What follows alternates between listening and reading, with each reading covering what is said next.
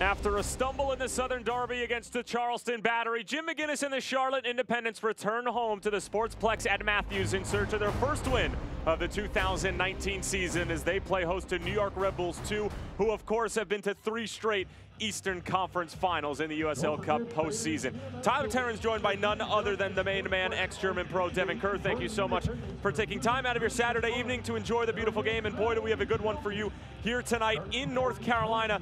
And Devin, the Charlotte Independents team, a lot of similarities from what we've seen from Mike Jeffrey's sides in the past, and again, it goes down to that buzzword that you and I talk about all the time, purposeful possession. And when it goes through the attacking two of Damo Duro and Enzo Martinez, that's when they look the most dangerous. They're just trying to figure out their philosophy at this point in time. Unfortunately, we've only seen about 60, 70 minutes out of a game from the Independents, not a full 90. A lot of comebacks, a lot of playing from behind, and they're not used to that. This philosophy that McGinnis has brought in has allowed them to explore in the final third. It's been pretty, but they're still trying to ways to finesse a bit more. And for John Wolyniek's New York Red Bulls 2, probably one of the most recognizable styles in the USL Championship. Another thing that's recognizable for New York Red Bulls 2 is their struggles away from home. They didn't win their first road game last year until October. They're looking to get a good start in their first true road test after the game against Birmingham got postponed. If you include the playoffs, they only won 2 overall last year. So that is a sad tale of exactly what went on. And they need to find a way to change it up. Back in 2015-16 in their title run, they had a nice go for Wolyniek and his boys. But now, first road game since the last Birmingham game gets canceled, what are you going to do? 7 of their first 8 with the cancellation have been at home. Totally different when you step away from New York.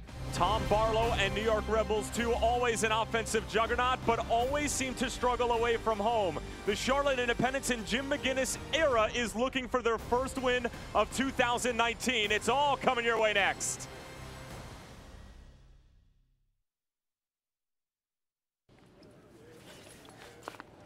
My card.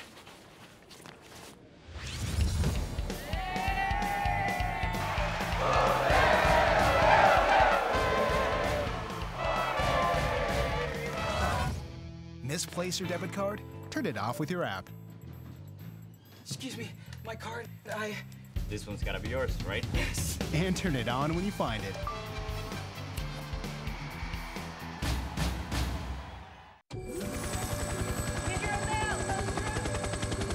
These are the hands of Novant Health. The hands saving lives. Taking control when it matters most.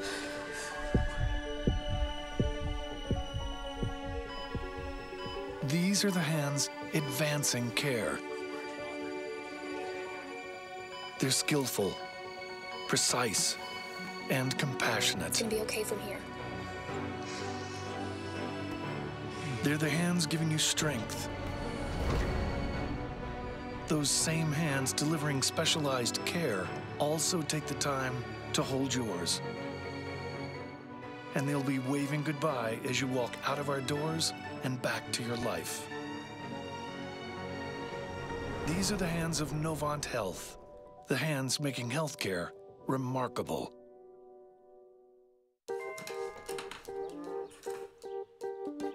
Thanks.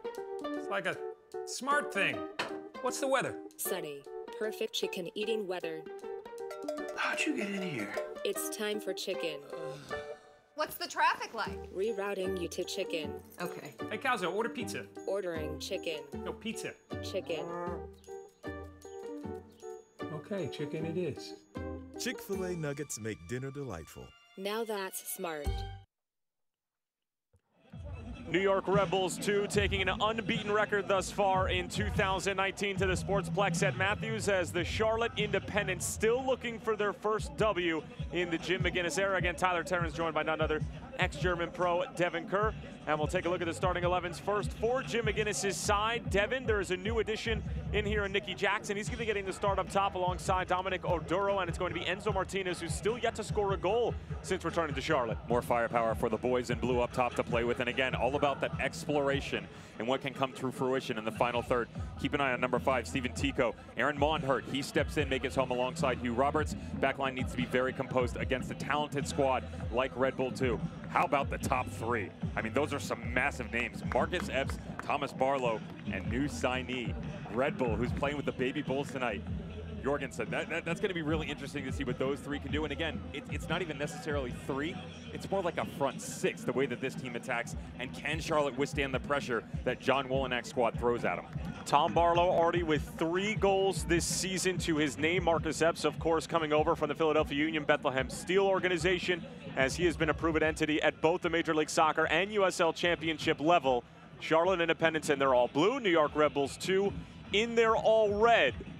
As we are almost set to go to very different styles to put on a show here at the Sportsplex in Matthews in front of the Jackson Militia and the Charlotte Independence faithful, who always provide some great acoustics here at the Sportsplex in Matthews, as we are just waiting for the go-ahead from our head referee, Guido Gonzalez Jr., as Enzo Martinez awaits, still looking for his first goal. MVP, 2-time finalist in the 2016 and 17 season. Had a stint with the Colorado Rapids in 2018. Returns home to Charlotte, just 20 minutes away from where he grew up in Rock Hill, South Carolina, as we are officially underway from North Carolina. Tyler Terrence along with Devin Kerr. 90 minutes ahead, Charlotte and New York Red Bulls 2 to duke it out for 3 points. Charlotte coming off of that tough 2-0 loss against the Charleston Battery in the Southern Derby. And New York Red Bulls 2 already looking to run the other way. High intensity, high pressure, and just a team that loves to attack the opposition. Here's Jared Stroud, the New Jersey native. And then Chris Lima. Back for Stroud. Whips one in with the left foot over the head of Tom Barlow, and Andrew Gutman can see it out. But early on, we see those flashes in New York Red Bulls 2. They just go, go, go, go, go for 90 minutes. 100 miles an hour pace. And they have precision too, don't they? They follow suit very well. Well-oiled machine from top to bottom in this organization. It's going to be very difficult for the outside backs, Gutman and Joel Johnson. Keep an eye on these guys. Not only are they high pressure, but constantly interchanging positionally, overlapping, and making you second guess exactly where each of them are going to be, always looking over your shoulder. Get yourself a plan. No Doubt Brewing Company, 1775 Pale Ale. Brewed for your very own Charlotte Independence. 1775 is served right here in the stadium of all Independence home games. No Doubt Brewing Company in a Jack's house. Now that is good beer.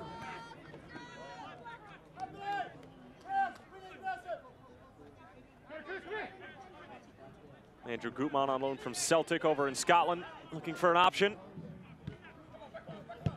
Actually scored his first professional goal after coming over from Indiana University and winning the Mac Herman against Indy 11 in the first game of the season for Charlotte. They were trailing 3-0. They made a late comeback to make it interesting, to make it 3-2, but it would end up being a W for Martin Rennie's group. He could be getting the opportunity to go head-to-head with one of his old boys from the Yeagley squad at the Hoosiers, and the likes of Reese Buckmaster, who's made his namesake on the right side of the pitch. Tends to fluctuate back and forth, right and left, but the two of them will be very acquainted with each other.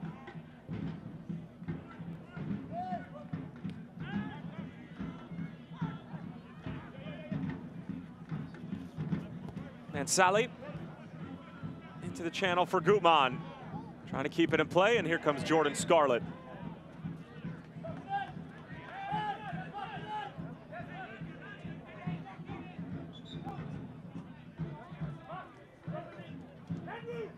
Actually quite surprised that John Wolinak has switched sides here. Reese tends to go back and forth, but Giannis has only played on the right side so far. Or Red Bull 2. He's a bit out of his element here. And Sally pressuring along with Nikki Jackson. Ball stayed in play. Chris Lima trying to clear it away. Mark Hill just bulldozes his way over a New York Red Bulls 2 defender, and a free kick coming for the visitors. I like this kid, Mark Hill. He's nice, silky smooth. Anybody who fouls somebody hard, you're a big fan. Yeah, but it's not just that. I mean, box-to-box midfielder likes to get forward, and asking Jim McGinnis, I said, look, he showed some excellent glimpses when he pushes into the offensive third. Is it something that you've addressed that you want to get him involved more? And he said, no, to be honest, he likes to be the trailer. He likes the guy that can have the vision of the entire field, be the one bringing up the rear, kind of provide the last-minute support. He reads the game so well, why not leave him there? In our conversation with Jim McGinnis earlier this week, No reason to hit the panic button just yet for Charlotte. Just 1 point on the season so far. And that 3-3 wild affair against Atlanta United 2.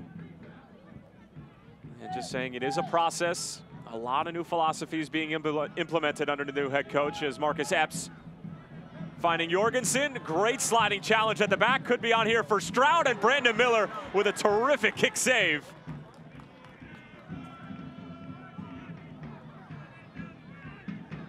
It's a good chance for the Dane, Matthias Jorgensen, to get things rolling since coming over from Denmark.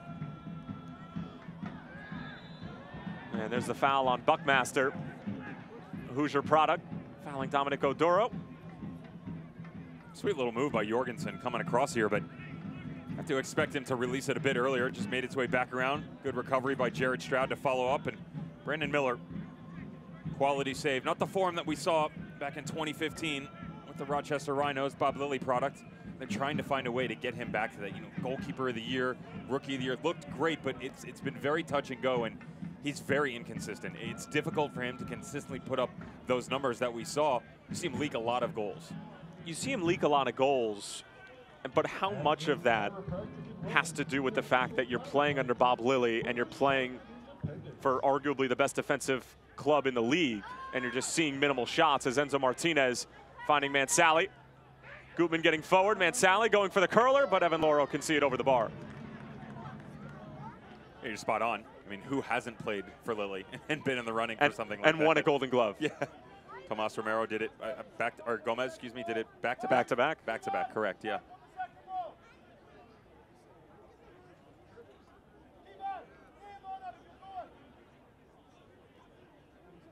Fans, be sure to try the official cider of your Charlotte Independence, the Blackberry Pitch. That's a good look at Evan Loro. Michigan product, and hasn't really made that next step, has he? Speaking of goalkeepers. For the opportunity, was a homegrown back in 2017. No appearances for Red Bulls, though. It's always been with Red Bull 2. A lot of Big Ten flavor out on the field, huh? Right. Referee says play on. Yanez getting forward. Numbers in the box for New York Red Bulls 2. 21-year-old goes back for Chris Lima. Wants it on that left peg of his. Stroud, a heavy touch, and muscled away by Nicky Jackson, and into space for Enzo Martinez. And look at all the space now for the Jacks.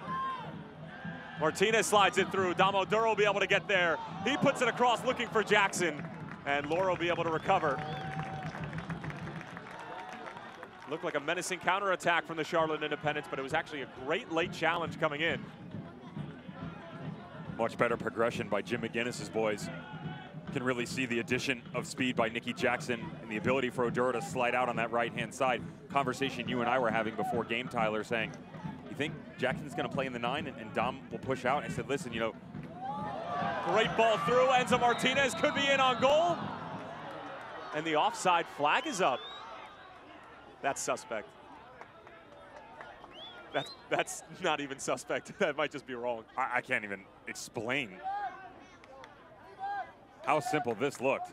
I mean, the ball's played. See me for the top of the screen. He's on.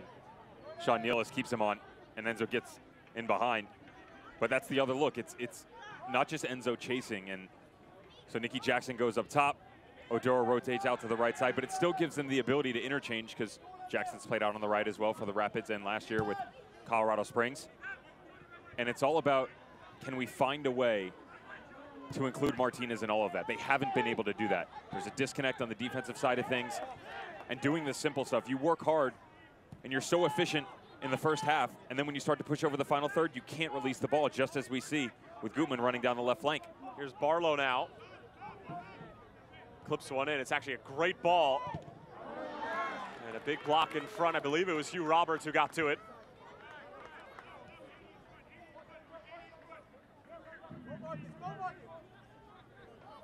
Epps keeps it in play, skipping away from Enzo Martinez. He dives in, gambles, loses the hand.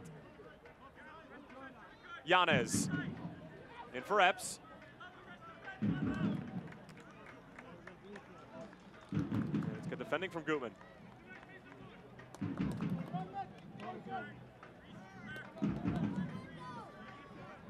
Enzo Santa Martinez just being shielded off by the enormous physical frame of Jordan Scarlett. Here's Epps now. Whips a teasing ball in. Won by Joel Johnson. Now with Lima. And his shot sails almost into the concourse.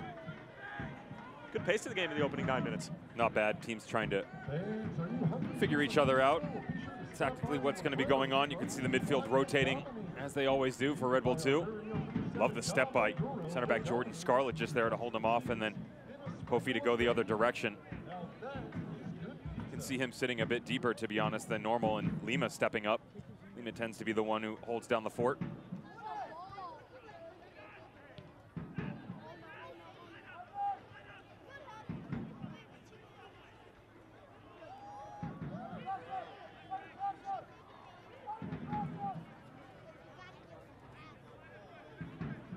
Here's Jorgensen.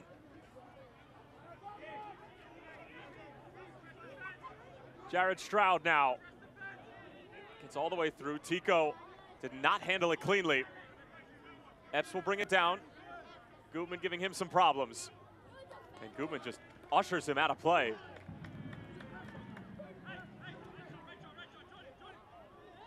Fans follow the Charlotte Independence and New York Red Bulls 2 and the rest of the USL Championship all season long on ESPN+, home to the USL, MLS, UFC, and more. Join the over 2 million sports fans who have already discovered ESPN+ and watch the championship live every week. Sign up today at ESPNplus.com. And throw the US Open Cup into that mix as well. Some good news coming out of United States soccer, isn't it? Best bang for your buck in terms of watching football? Easily. I like what you said when we were chatting, and you said most wonderful time of the year. It's not Christmas, it's now, based upon everything that's going on in all the leagues around the world. USL Championship in full swing, Major League Soccer off to a terrific start, wrapping up the Premier League, FA Cup, Champions League. Both. CONCACAF. Yeah. Only remaining MLS side, Sporting Kansas City, was ousted by the delightful score of 10-2 on aggregate. Do the math, 5, carry the 1. Yep, that's 10. Yeah, 10. Yeah, well done. Yep. Sean Nealis, a terrific sliding challenge. Nicky Jackson might have been in. That's clever from Oduro.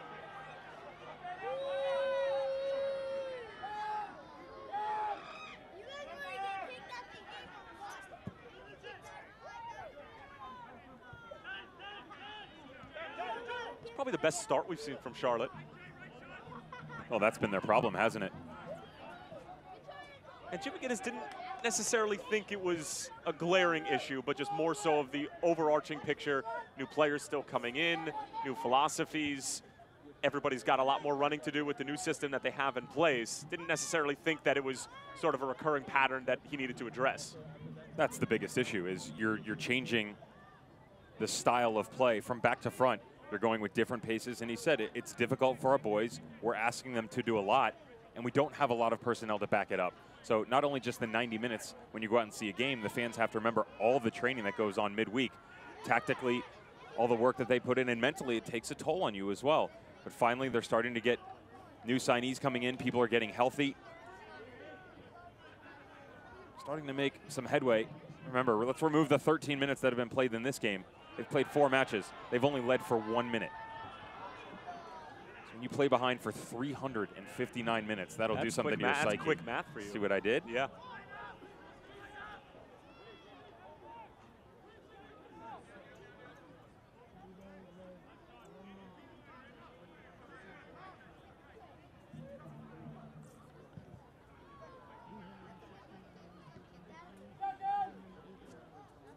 George stepping forward, Trinidad and Tobago native, couldn't quite get there, and an acrobatic clearance from Steven Tico, 32-year-old from France. And now a free kick coming up for Charlotte. George a little slow to get to his feet, and Chris Lima the culprit.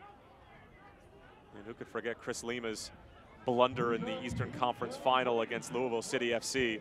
Can't blame him. I can't, no, you didn't even let me finish. I know, I had to jump right in, defend him. Slugger Field's not exactly an ideal playing surface. No, and it was I think they brought actually a patch of it right on the top of the box. Of Matthews. It's what could have been for Red Bull 2 last year and changed the entire outcome of that game. The dynamic switched. There was momentum going for Red Bull. That would have made it 2-1. That would have made it 2-1. That would have made it 2-1. Switch things around and instead, back-to-back champs. Speedy Williams comes on and puts on a show. Good for him. Enzo Martinez played into some space. Mansally, not a bad ball in, but nobody home at the back post. The runs were appropriate from Jackson and Oduro respectively. Mark Hill keeps it in play. Joel Johnson now.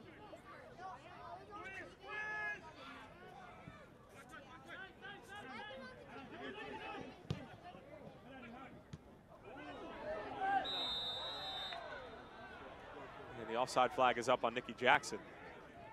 But that ball that came back to Gutman, it just killed the entire play for Charlotte. It's a terrible ball that comes back, and to be fair, Gutman didn't necessarily need to play that ball down in. They still had possession. They didn't. It's a one-on-one battle with a hard ball played in, going away from your body. Even if he wins it, he's still 2 or 3v1 down the corner against Red Bull. So more difficult for him to recept that than to start over. Jorgensen the other way, working on Tico, and his shot pulled wide. And Devin, you and I were talking about some of the new acquisitions with Jim McGinnis that they're really excited about. Nicky Jackson on the field right now, but Michael Maria also coming in. He's got 10 caps for the Curaçao national team, and I have a feeling that he might join them for the Gold Cup this summer. But 2 great additions that Jim McGinnis is really excited to, just get into the workflow, training week in, week out, playing games, and he thinks they're really going to give them a boost in the attacking third. Yeah, a lot of speed, and they've been lacking that, haven't they? Especially in this kind of system. Michael Maria making his home in Germany in the Dutch First Division with FC 20. Has fallen out of favor there, the first team, and it's just, again, trying to find a way, kickstart his career, get it back going. And it's funny to say that at only 24 years of age, but when you make your debut at 17, it's 9 years ago. A lot of math for you in these opening minutes. See, told you, 7 years ago. Yeah, but when you make your debut, there's a couple guys coming back in. Keep your eye later on. El Paso have someone in a similar situation where there's just too much talent to be wasted. And Jim McGinnis thinks that they're going to step in and be able to make an immediate impact, and they need it. Charlotte needs something to get going, because everything, to be fair for them, has mostly been negative.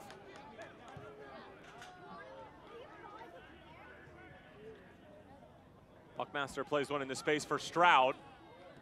Delivery denied, and it'll be a corner for New York Red Bulls 2. New York Red Bulls 2 corner kick. Stroud, 22 years old, from Chester, New Jersey. Played his college ball at Colgate. Actually took down Evan Loro's alma mater, Michigan, in his senior year in the second round of the NCAA tournament, only to fall to University of Louisville in the Sweet 16. As Lima whips one in. Jordan Scarlett scrambling to keep it in play. Gutman said it went out, and he's right.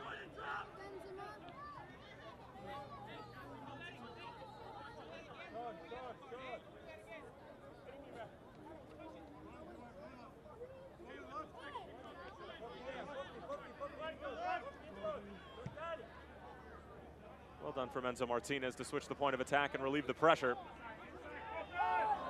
which is ever present with this New York Red Bulls 2 team. How about Joel Johnson on the other end, trying to find Nicky Jackson, and stride for stride with the speedster is Sean Nealis.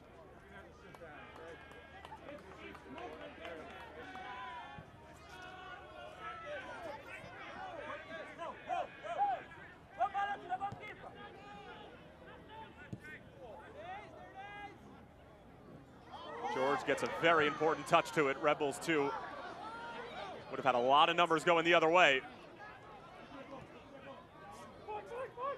Mark Hill launches one to the other side. Dom Oduro will bring it down. Oduro working on the youngster Buckmaster.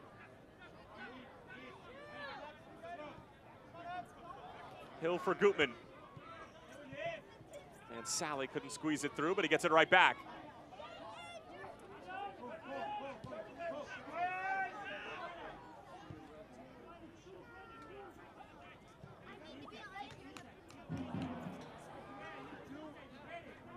Turnover from the Jacks. Can New York Red Bulls 2 capitalize? This is how they love to play, on the counter.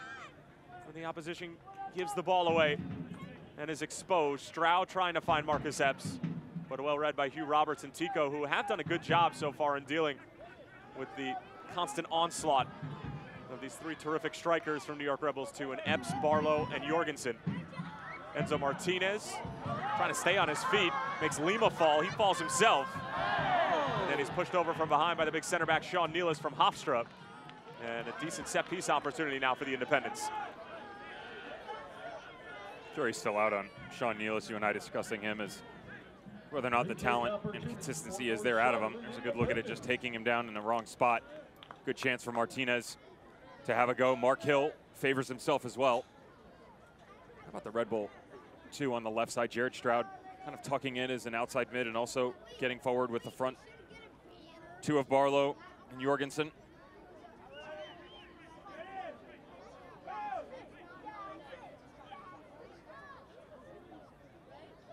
Stephen Tico on the back post asking for this ball. It'll be Enzo Martinez. Never gets past the first defender.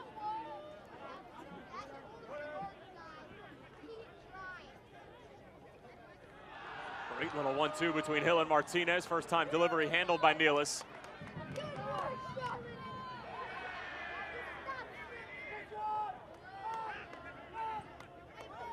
Epps now, that's ambitious. Handled by Roberts.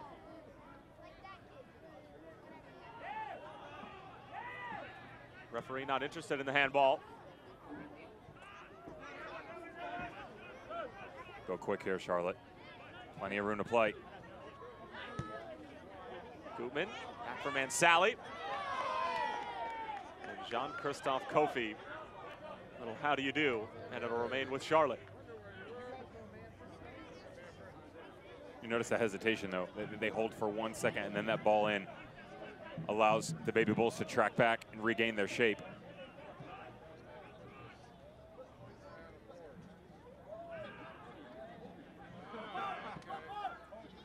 Giannis gets it away. Jorgensen, was he fouled? Referee says no.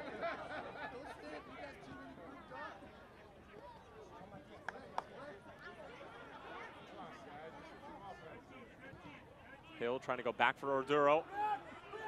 Stroud collects.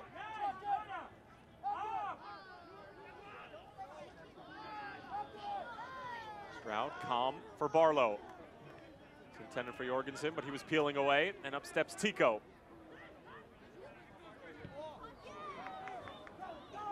Tico gives it away. Now it's Jorgensen again.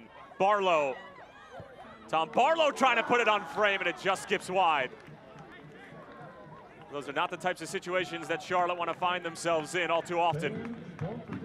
A bit opened up with the back and forth that we've seen so far. And Barlow, to be fair, makes the wrong decision here. He's got Jorgensen trailing, had made the run in behind Hugh Roberts. Barlow goes a bit selfish, but can't necessarily fault him. Great form over the first few matches. Be sure to tune in on Wednesday, April 17th at 5:30 p.m. for the ESPN USL Championship Game of the Week on ESPN3, featuring new expansion side Austin Bold, hosting last year's Cup runner-up, Phoenix Rising Football Club. It's the week's best match on the Game of the Week. Next Wednesday at 5:30 p.m. on ESPN3. And there should be some farm animals also involved in that game. Free admission. That was an interesting story that came out, didn't it? Social media had some fun with it. What are you going to bring? Myself. I feel like that should be good enough. Well, your wife would attest to that. Yeah. Would she? Would she? It's funny how the banter with her never seems to make it onto our broadcast, does it? Yeah.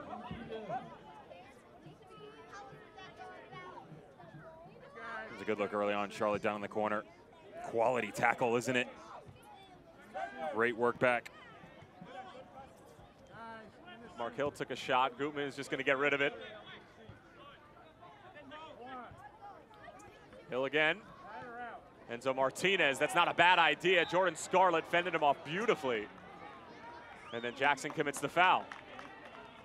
He's tough to get around, the Jamaican, isn't he? That's a big body, and Jackson needs to be better in situations like that where when the ball goes in behind, you can't win it, don't foul. Allow it to keep in front of you because you can allow your boys behind you to step up and you create a higher line. Much more difficult for Red Bull 2 to play out of back.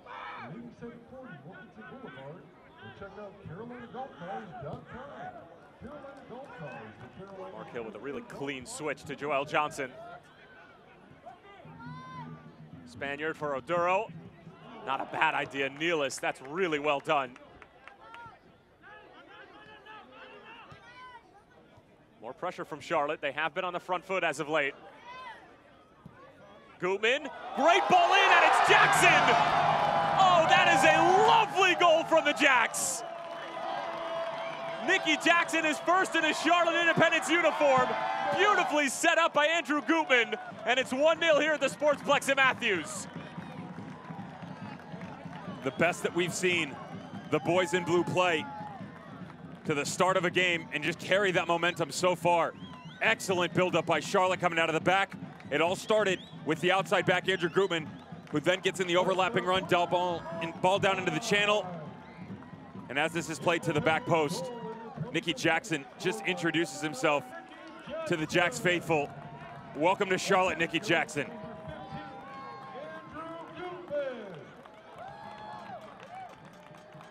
Great ball in. That fizzing ball. Great ball in, and that's the look that they've expected out of Andrew Gutman all season long. Haven't really been able to find it, but if you notice, their style is actually quite similar to what you see out of Red Bull 2, to be honest. Formation a bit different, but philosophies still similar thinking.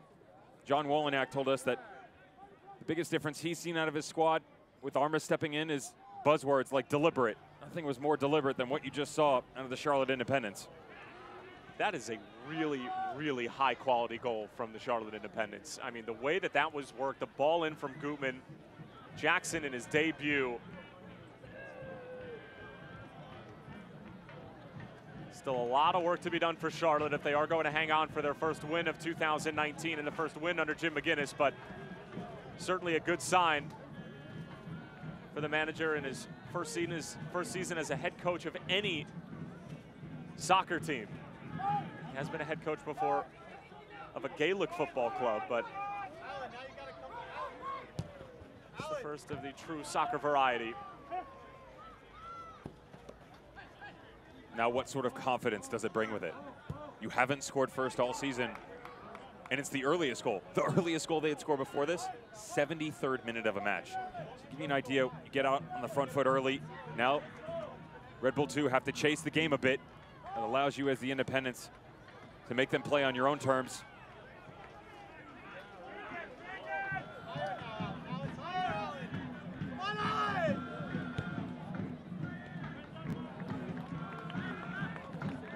Good work from the Scotsman Mark Hill, just 20 years of age. Through the Celtic Academy.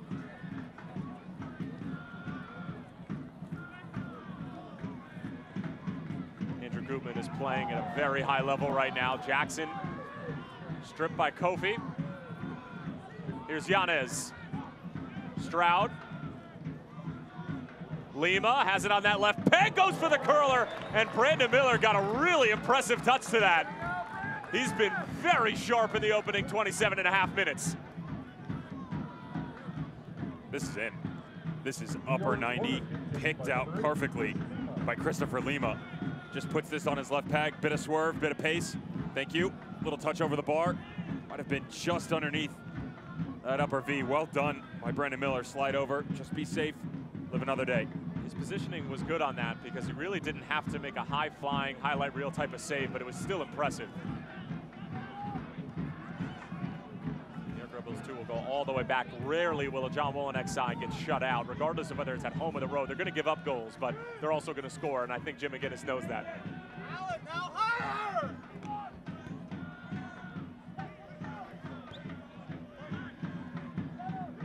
Step from George. Charlotte can go the other way. Hill.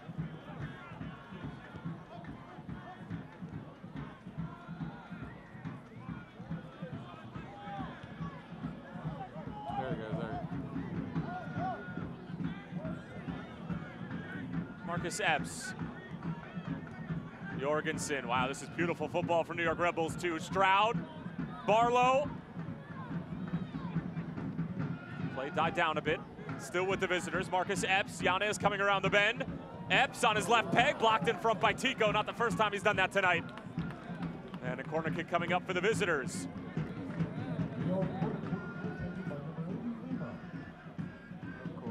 Quality build up there, wasn't it? Well done from New York Red Bulls too. Tom Barlow, have to question some of his decisions early going in this match. Had the overlapping run, just a little back heel, put his teammate in. Still creating for themselves though.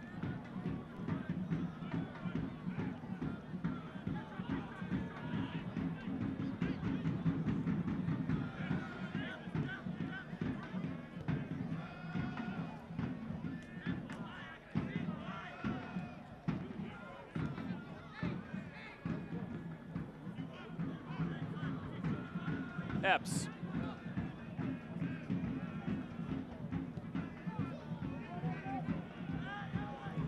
It's open for Buckmaster.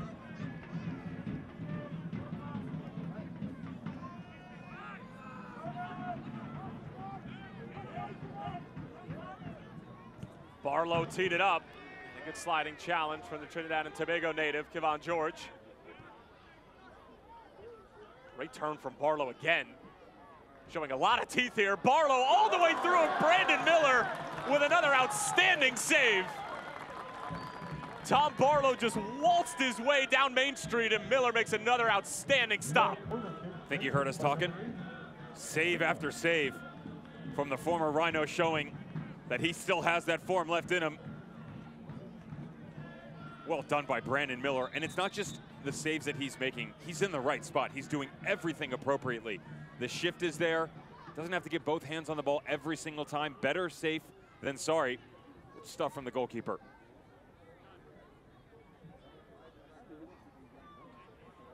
Hugh Roberts, only Maryland native, been shaken up after that play and requiring some medical attention.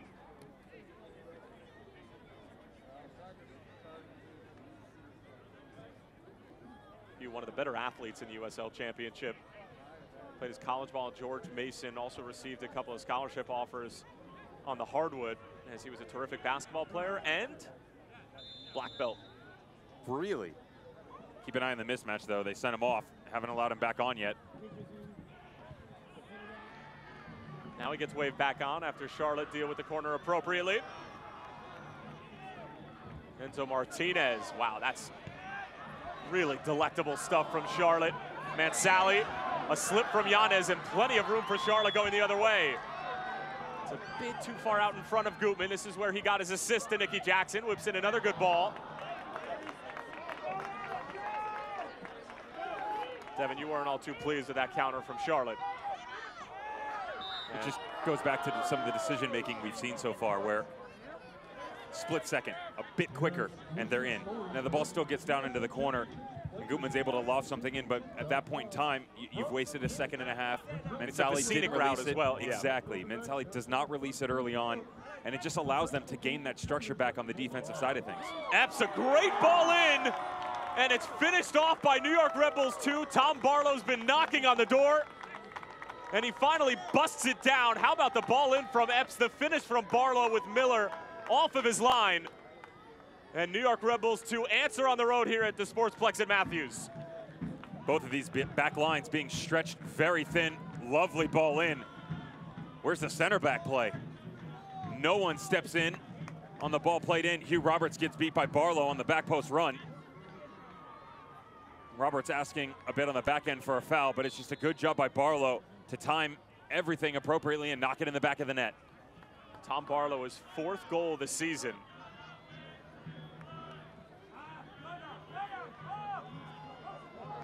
Had 10 goals in 26 appearances in 2018.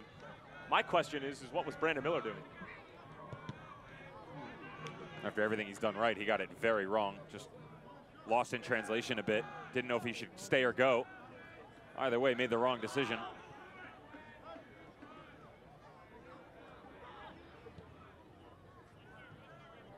Here's Epps again, coming off that assist. New York Red Bulls goal, 33 minutes, scored by number 74, Tom Barlow.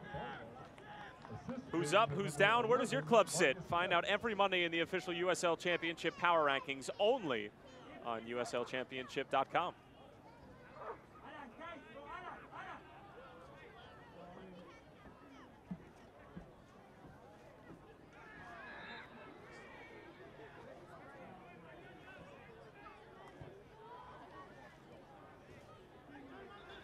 Jackson down on the ground again. He's taken a couple tackles from behind so far, trying to help the hold-up play as the Jacks look to go the other direction.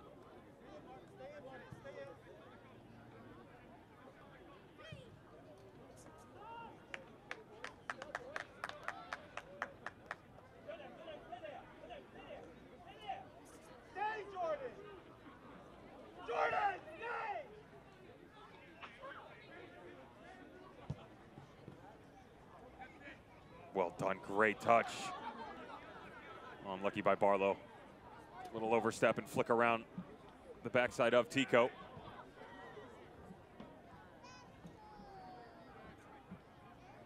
He's got that confidence again, doesn't he? So many times last year at the Tom Barlow show, full effect in 2019.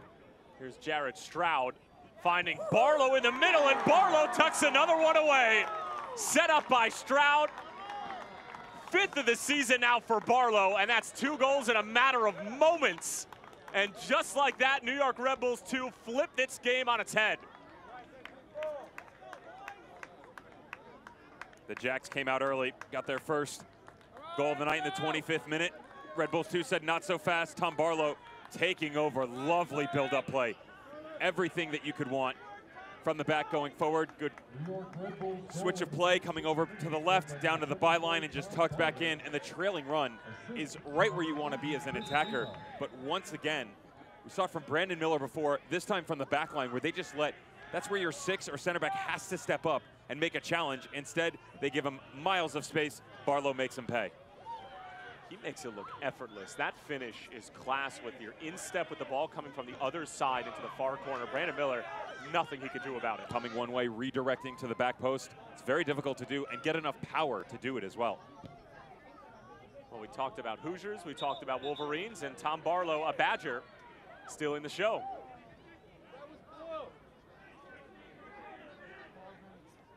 "23 years old from St. Louis. Spent some time with Chicago FC United in 2017, Des Moines Menace, Reading United. All massive names in now USL's League 2.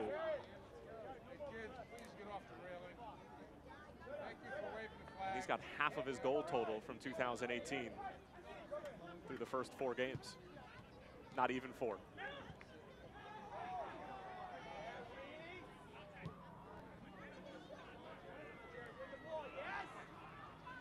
Stroud racing to keep it in play. I mean, it was only a matter of time before New York Red Bulls 2 got going, and the question with the front 3 was not if they're going to score, but who's going to be the beneficiary from all the attention that those 3 are going to garner. Well, a lot of it, to be fair, has come from Marcus Epps. He's bouncing back and forth, left to right. He's someone that Red Bull went out in the offseason in the waiver draft, and they moved up to #1 through San Jose to go out and get him.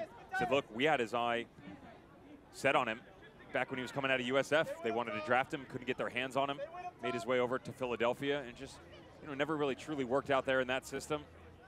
They're very happy to have him in. If you keep an eye, he does such a good job reading the game. Great with both feet, and it just allows more ability, as if you needed to give him more, for Barlow up top to be isolated. And when he's one-on-one, he's second to none.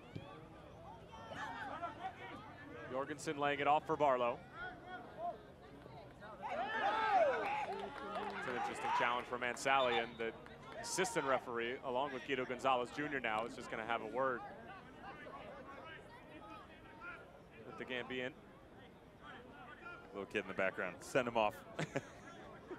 Attaboy. You'd be a great referee. Get him started early. Fans, once again, we want to wish Independence happy birthday. And once again, Jim McGinnis and his squad playing from behind. A tale that they know all too well, unfortunately. Happy birthday. You keep an eye on the players on the field. Their heads have dropped a bit now. 2 goals, span of 3 minutes will do that to you, especially in the fashion that they were scored. Still an opportunity to gain some momentum back before halftime and then have a discussion in the dressing room.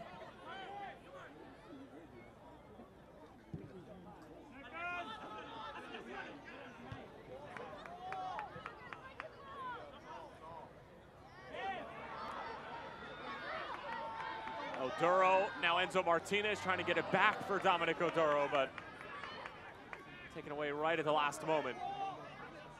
New York Rebels two really settling in on both sides of the ball. But it's Andrew Gutman who's stepping in. Gutman. A little bit of miscommunication between him and Oduro. Gutman was trying to go to Oduro to lay this ball off for Martinez to have a go. Sean Nealis got away with one just before, an overstep by the center back in Red Bulls 2. It's the second one we've seen out of him tonight. Charlotte needs to be understanding and have a go at him. Epps putting on the moves, deflection coming from Hugh Roberts, and another corner for the roadside, who after the opening goal from Nicky Jackson have looked mighty dangerous. Tom Barlow with 2 goals thus far. They came within 3 minutes of each other. And the first Barlow goal just 8 minutes after the opener from Jackson.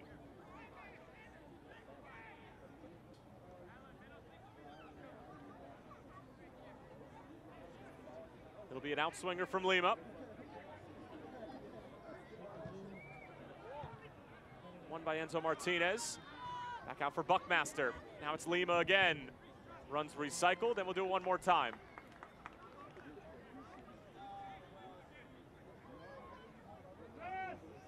I'll tell you what, I like these new Rebels 2 kits this year. You're a fan, yeah? Quality, no? I like the kits. I didn't like the training tops they had on. Being honest. Loose in front, and Brandon Miller able to scoop it up right at the last. That was awkward. Odd, right? Just slowly makes his way out, sticks his hand. I'll take that, thank you.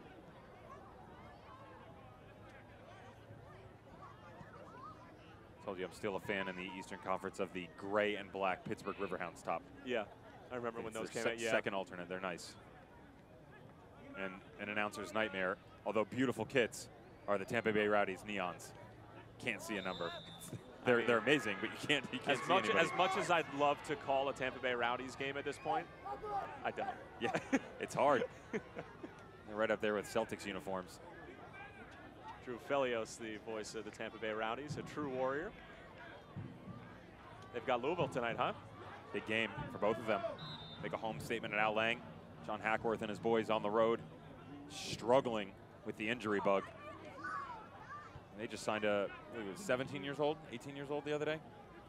Academy product, and hoping to get him reps with Louisville City FC as they continue their progression in Butchertown for their beautiful stadium. Get all the latest Independence gear now at shopcharlotteindependence.com.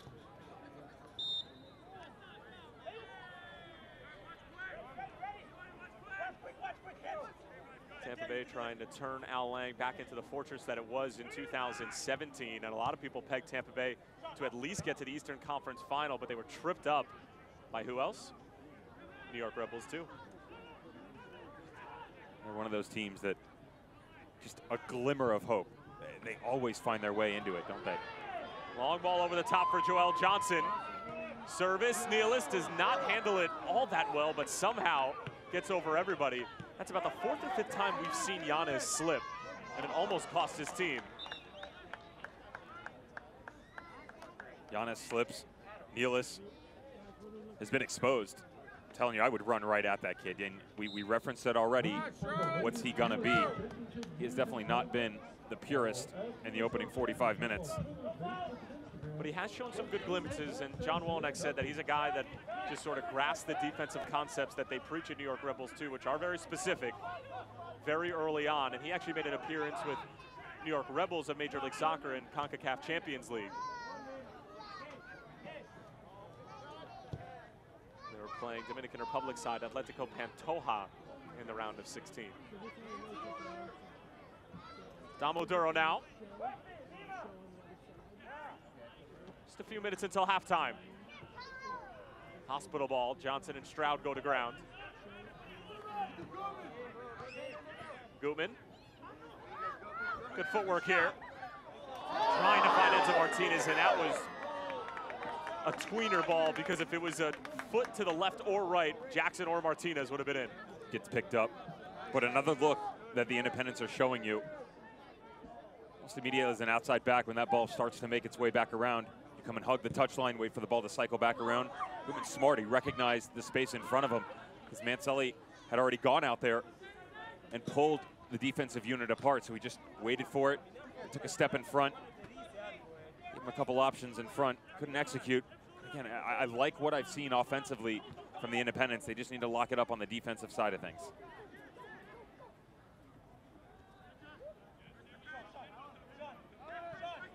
Stroud. Lima. Barlow on the turn. Stroud again. Stroud fancies his chances here, but always a difficult angle. Not even sure if that was a shot. Might have been intended for Jorgensen. He's always looking to set somebody up, Jared Stroud. Double digits in assists a year ago. 1 minute of added time.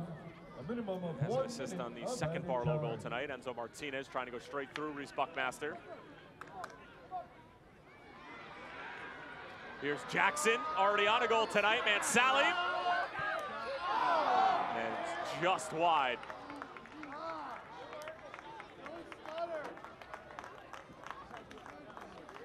Opportunities are there.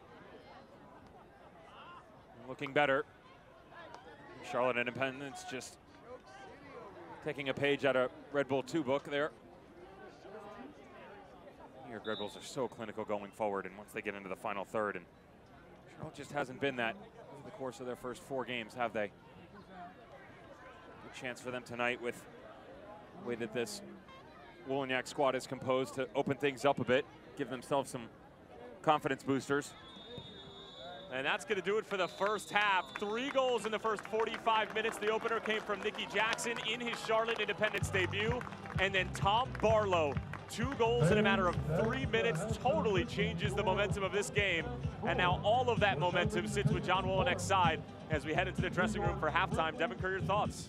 We'll dive a bit deeper at halftime from a philosophy standpoint, but the Independents are doing well, pushing on the attacking side of things, but they're just overextending themselves, and you can see that there's no real gel between the defensive units and the offensive side. Red Bull 2, just keep chugging along, you'll be fine. We'll step aside. 2-1 is the score here at the Sportsplex at Matthews.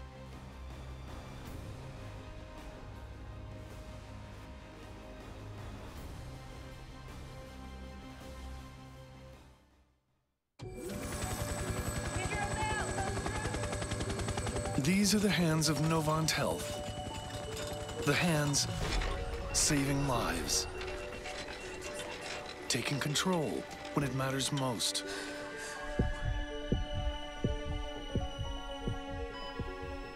These are the hands advancing care. They're skillful, precise, and compassionate. It's gonna be okay from here. They're the hands giving you strength. Those same hands delivering specialized care also take the time to hold yours. And they'll be waving goodbye as you walk out of our doors and back to your life. These are the hands of Novant Health, the hands making healthcare remarkable. Mi tarjeta.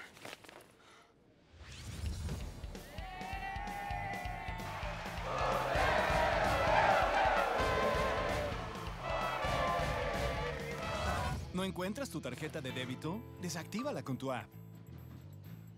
Disculpa, estoy buscando mi tarjeta. Esta es la tuya, ¿cierto? Sí. Y cuando la encuentres, vuélvela a activar.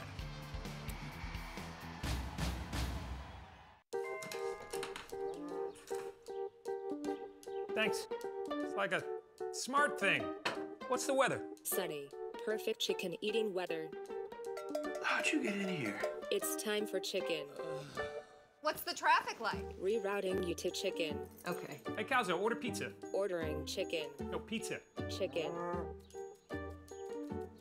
Okay, chicken it is. Chick-fil-A nuggets make dinner delightful. Now that's smart.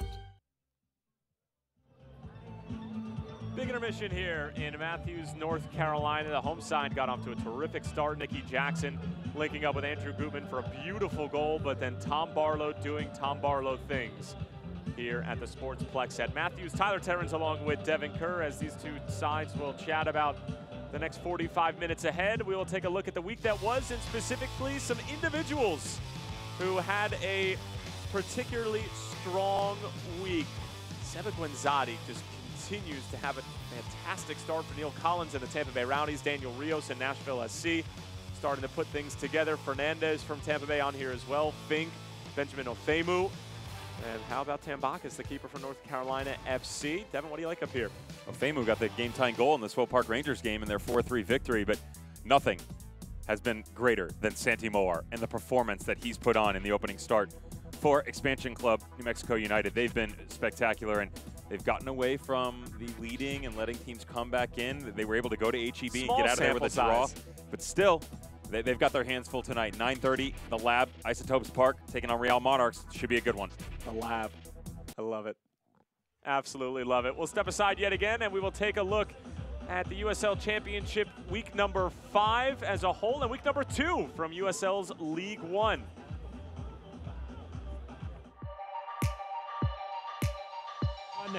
And Jameson's going to get to the ball off the giveaway, and Bradford Jameson's got the first goal, and San Antonio FC is on the board. On his way. Here's Ryan Sierakowski into the penalty area. Sierakowski! Oh! Weaving it forward. Oh, look, got a piece of that to Rob Dos Santos. Plata. He'll take a shot, and a goal! Joao Plata! Leo's ball, nice curl, this time headed for the goal! This afternoon's match, a good ball into Lewis. What a strike! Zico Lewis. Nice 1-2 there. Here comes that scissors kick, and Isaac was alive to it. Long range shot, curling, and it's in the back of the net. And it's going to be Lewis. He just takes the strike. And Brandon Miller manages to get just a hair on it.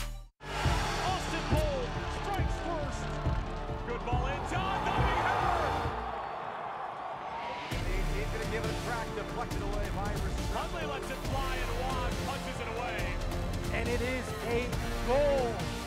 Fleming's in for JJ.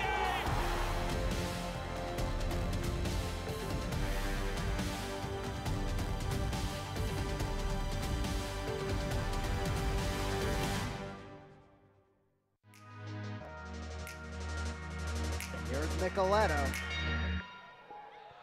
Sends over, beautiful curler!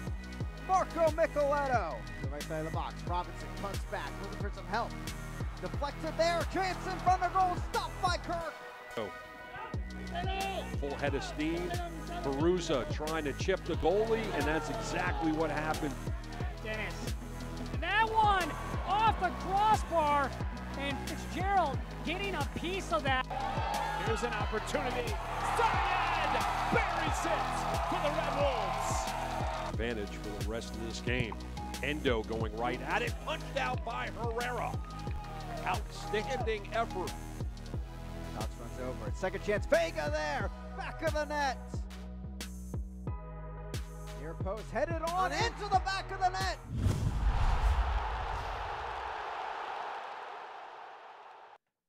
Awesome stuff from the championship and League One as well. We'll take a look at some news and notes from around our fabulous league. St. Louis and Tampa Bay Rowdies, top of the power rankings released by our boy John Arlia. And how about Mr. Kai over at Los Dos, putting up 2 goals and an assist against your dark horses of the 2019 campaign, the Tulsa Roughnecks. Luka Lobo atop the Golden Boot race. 7 goals for the outside back. Kai Koreniuk and Ethan Zubak had their way with the Roughnecks. And tell you what, how about Phoenix? Game of the week. They've got some work to do tonight, though, as they take on El Paso first. And how about this midweek madness we got going on? A lot of games. Devin, you're going to be on the call with Mike Watts, the voice of the USL, for the ESPN 3 game of the week. Austin and Phoenix going head-to-head. Swope Park Rangers in the 11. That should be an interesting one. Charlotte and Bethlehem on Tuesday. We'll be on the call for that? Yeah? Yep. See you then. And New York Rebels 2 and Hartford as the Fighting Jimmy Nielsen's are still looking for their first, not even win, but point.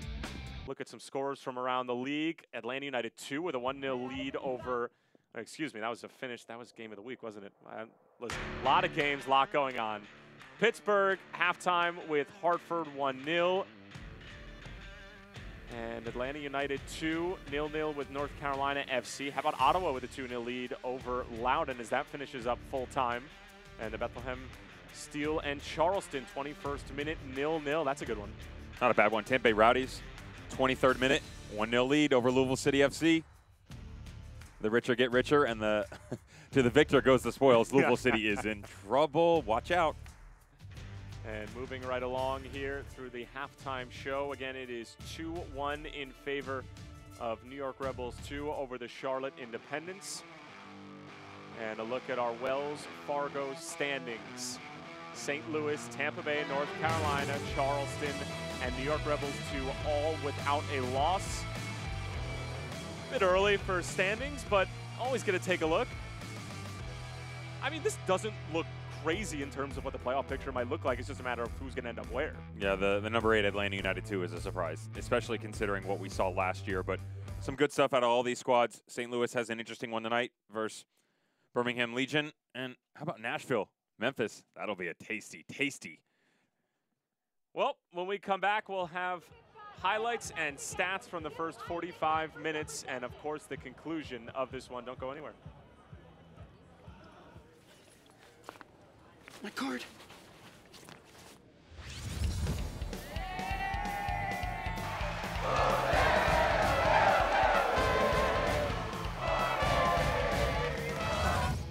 Misplace your debit card?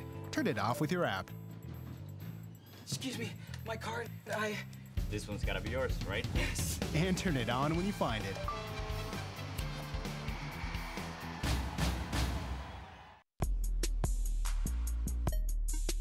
This is your health system, powered by Exos. Exos programs are shaped by science, driven by data, and dedicated to pioneering human performance at every level. We train from youth ages through the professional ranks, in addition to the adult general population. Though the goals of each individual may differ, the philosophy and approach are identical.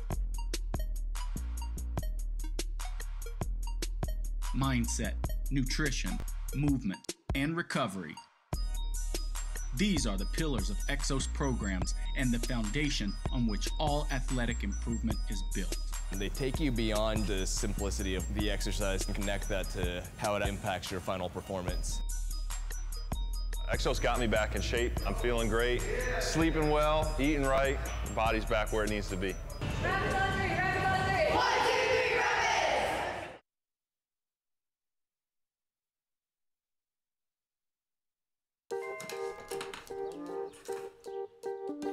Thanks. It's like a smart thing. What's the weather? Sunny. Perfect chicken eating weather. How'd you get in here? It's time for chicken. What's the traffic like? Rerouting you to chicken. Okay. Hey, Calzo, order pizza. Ordering chicken. No, pizza. Chicken. Okay, chicken it is. Chick-fil-A nuggets make dinner delightful. Now that's smart.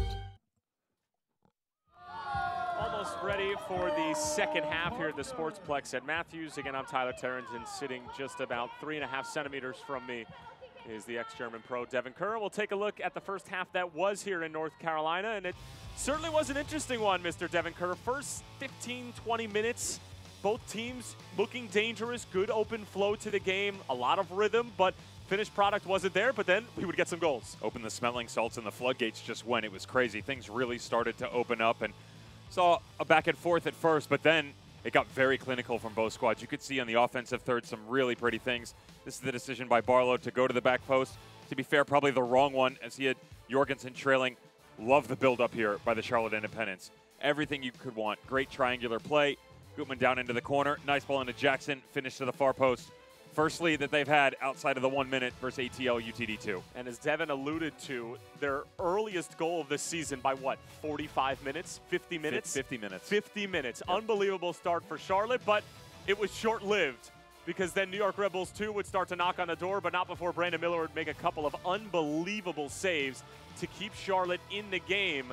However, Tom Barlow doing what he does best.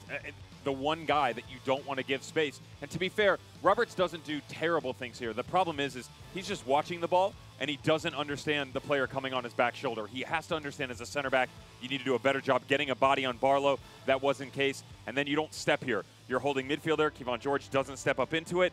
And neither your center backs and the likes of Steven Tico or Hugh Roberts step in. They let Barlow just in that trailing run get it over with and just bury it into the back of the net. It was too little too late. And coming into the dressing room, you have to be frustrated at the Independents, but you also have to be happy. It was a much better showing than we've seen in the past. Their opening 45 minutes in the previous 4 matches have been terrible. So something to grow on coming into the second half. Well, we're almost set for the second half. And Devin, my question to you is, as we take a look at how the numbers shook out, how do you lose Barlow in the box like that? I mean, it was a great finish, don't get me wrong, but he probably could have taken 3 touches before he got it off. Well, on the strike on the second goal, absolutely. And I have to laugh because he is that wide open. And as a center back especially, let's assume the 6 is out of position. As a center back, your job, you get to the byline and position yourself so when the ball's coming across, you have the right foot in front of you and you have the left foot to step out. They were there. They just didn't step. So it's execution that's lacking because both Tico and Roberts were sitting just inside the 6. They just let Barlow drift back. Nobody stepped up to the forward, buried it in the back of the net. Well, it does look like we're going to have a halftime substitution as it looks like Jake Arman is getting set.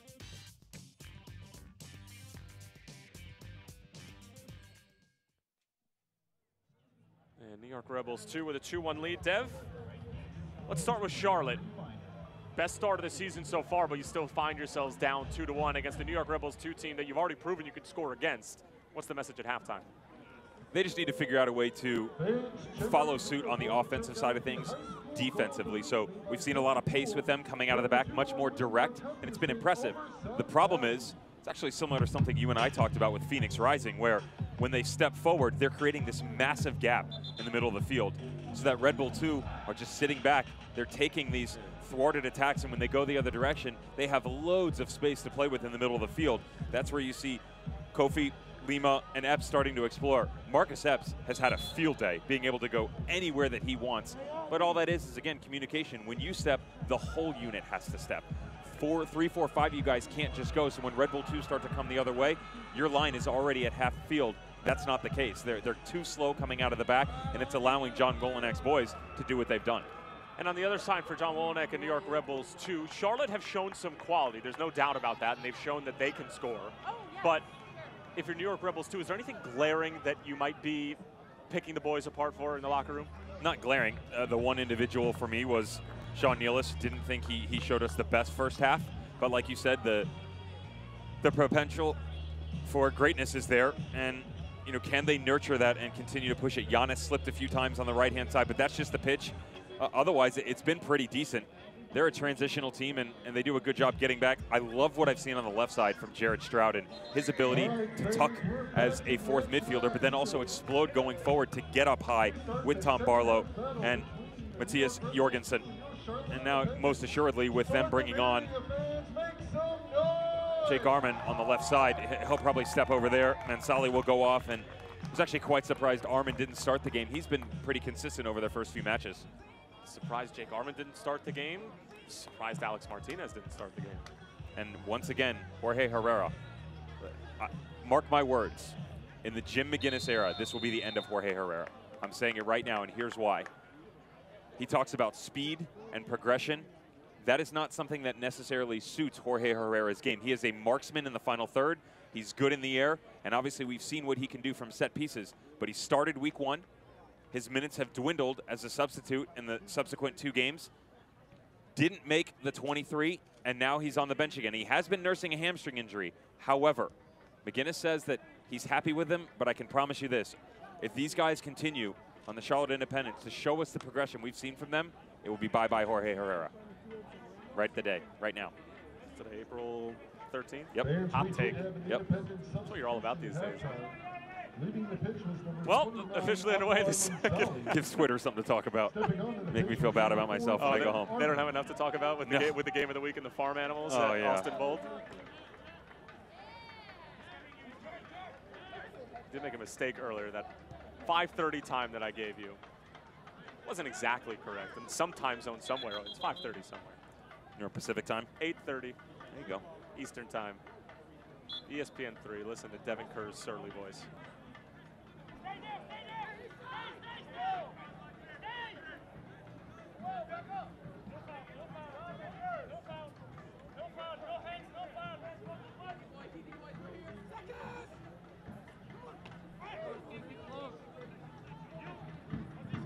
Duro helps it along.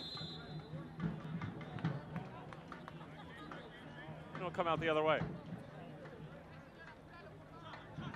Nicky Jackson just grabbing onto the bicep there and pulling him away as the referee blew the whistle. And I was a little perplexed as to what the call was. You're a special person sometimes.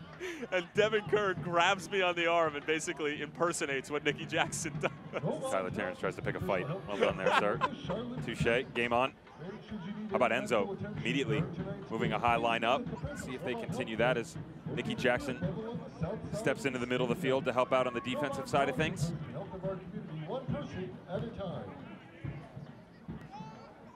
Take off the jacket now? Yeah, the sleeves rolled up. Helping out the independents.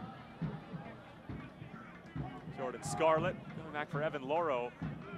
He hasn't really been tested tonight. I mean, there was nothing he could do to stop the Jackson goal, but Charlotte hasn't called his number at all.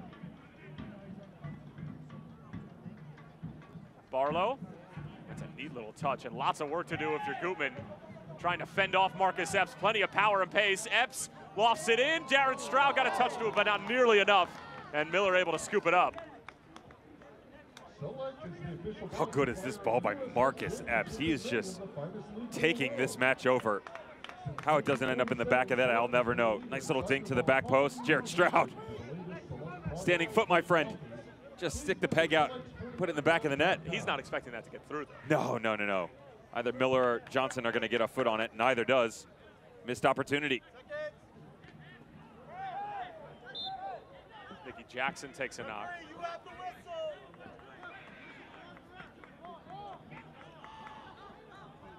Call that 30 seconds ago.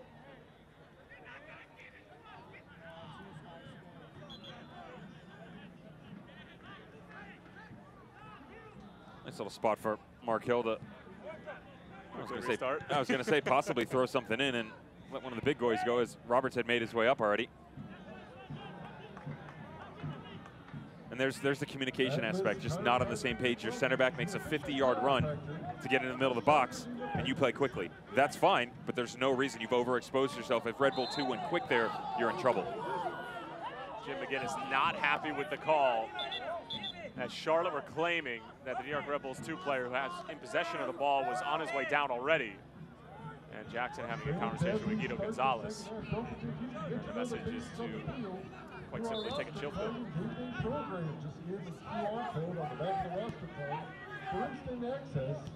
Check out charlotteindependence.com/gameday-program.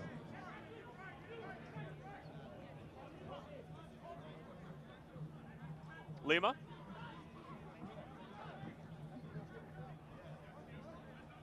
He's done the same turn every time he's gotten the ball with his back to goal.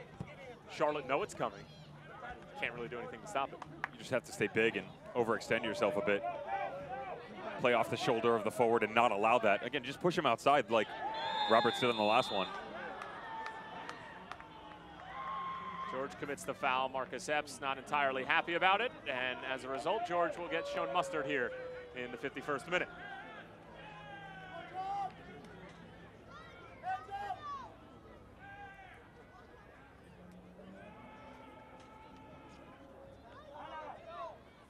Yellow card issued against the Independents. Ron George just sliding in there, getting a challenge in on Marcus Epps. Yellow card Independents. Track back for a second, Tyler, like you said on the turn up top. Roberts gets it right this time, but immediately Brandon Miller needs to understand what's going on there. Again, lack of communication. When he makes that turn, Roberts makes himself big. The ball's right in front. Miller can step out, take possession. He doesn't. Red Bull end up getting the ball back. Stroud whips one in, and Brandon Miller confidently off of his line.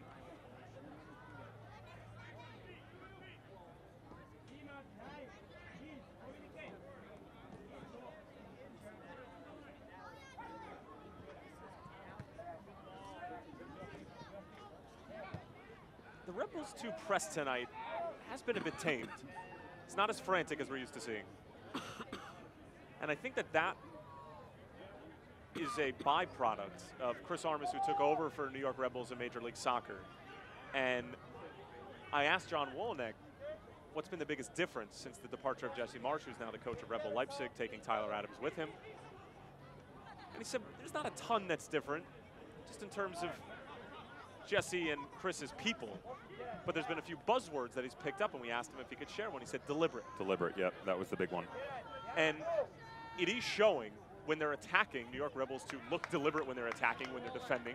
It's deliberate, and it's not as helter-skelter as it was under Jesse Marsch, which obviously trickles down to John Wolyniec.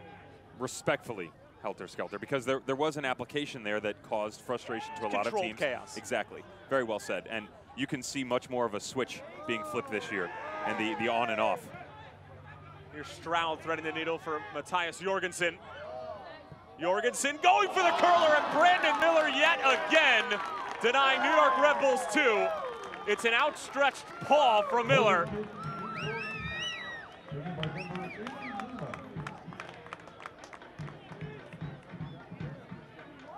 Question a few of his saves tonight, but not this one. Nice, nice diving save to the left side. Keep an eye on his feet as the ball comes across, just slowly keeps an eye on it, one arm out. Probably could have gotten 2 hands on it, to be fair. And Mark Hill was actually shown a yellow card at the end of that play retroactively, as this one whipped in by Yanez, and Miller collects. It's 2 yellow cards for Charlotte to 2 central midfielders in a matter of, dare I say, 2 minutes.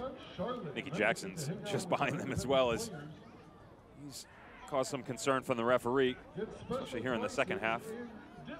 The whistle blown on him a few times. It's a good look at Mark Hill. That was a long time coming for him. Enzo Martinez, fizzing ball over to the near side, but Joel Johnson is quick, but he ain't that quick.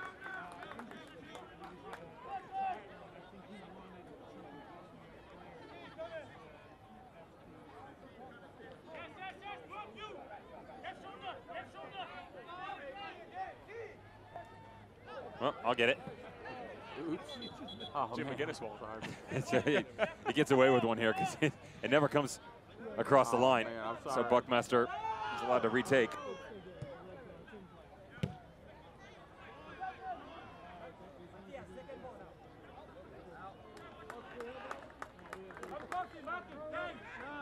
It's not exactly something you practice on a regular basis at this level, is it? Your throw-ins?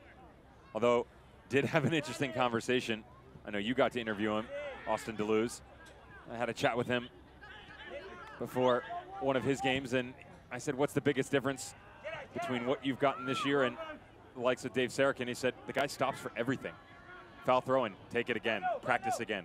Constantly stopping and starting practice. So the art of the throwing is not lost, my friends. Arman able to win a corner for the Jacks.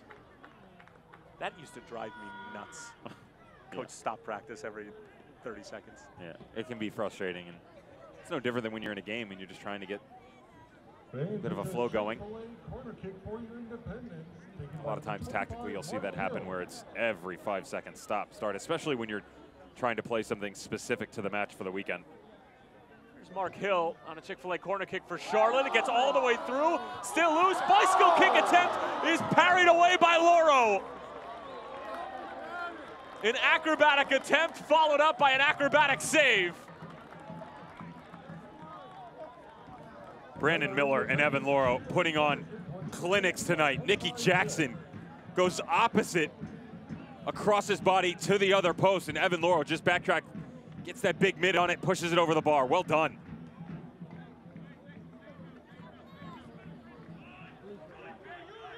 The degree of difficulty on that by Nikki Jackson was off the charts. What about for Loro? Coming across his body like that, has to reach the other way? That's harder for Jackson to hit. Trust me. I do trust you, but I just don't want anybody to think that anything should be taken away from Evan Loro. I know you're not a big Michigan fan, but don't let that come out on the broadcast. Easy.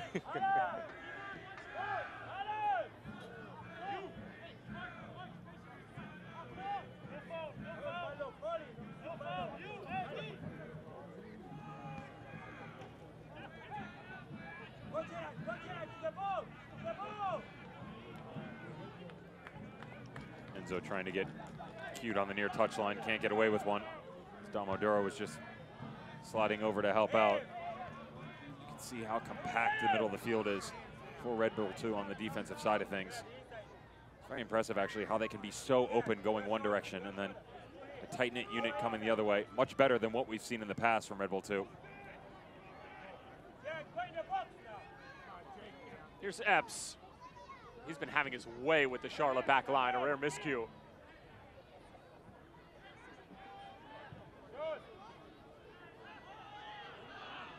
Nikki Jackson trying to hold up play, but foul committed by Yanez. Fans, don't forget to join the Independence for music, drinks, and fun for our new pregame tailgate starting every home game at 5 p.m. He may not look at Nikki Jackson, but he's strong, and he has that capability to play with his back to goal. Very athletic, 6'1" frame, and a gentleman who's slowly trying to find his way in his professional career. Here's Enzo Martinez trying to find his way through the New York Rebels 2 defense, slips it through for Joel Johnson, pulls it back across, and Oduro skied it. Everything was perfect until the finish. He'll lose a little bit of sleep about that tonight, the Ghanaian. This is just like the buildup we saw from Barlow and Stroud. They got them the go-ahead goal just 3 minutes apart in the first half. Done by Oduro, just trailing. You can see right at the end, lean backs a bit, pushes it up over the bar. Does give you another look with Oduro out on the side and Jackson up top as the point man.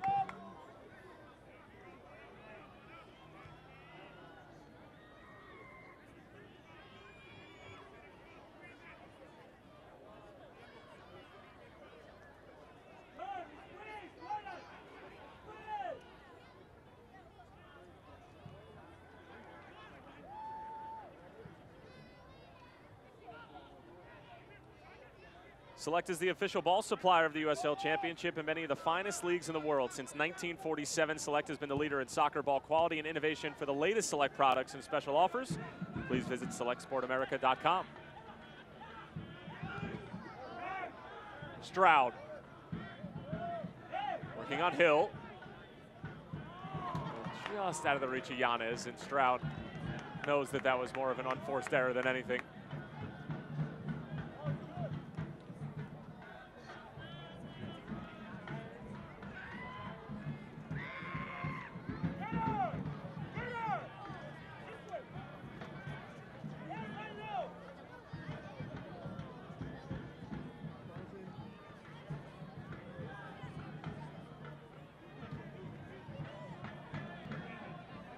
There's a good look at both units. Charlotte Independence trying to make their way out of the back.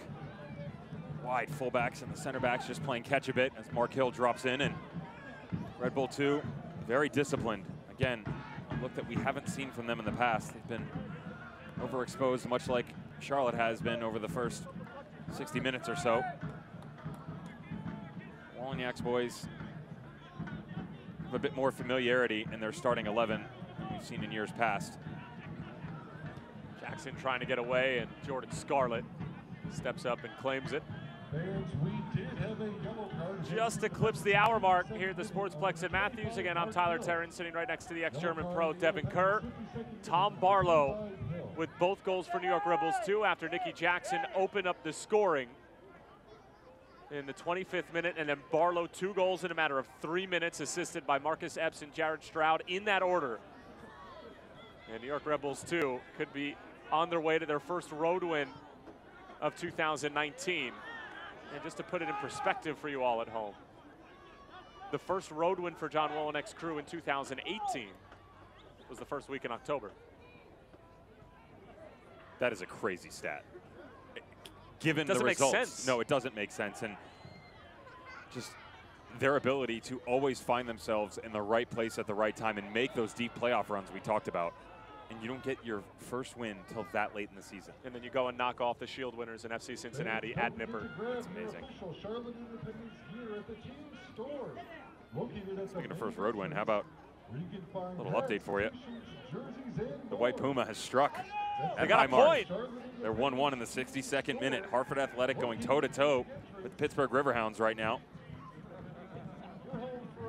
Bethlehem a 1-0 lead over the Charleston Battery. They're off to an outstanding start, and considering how much turnover they had.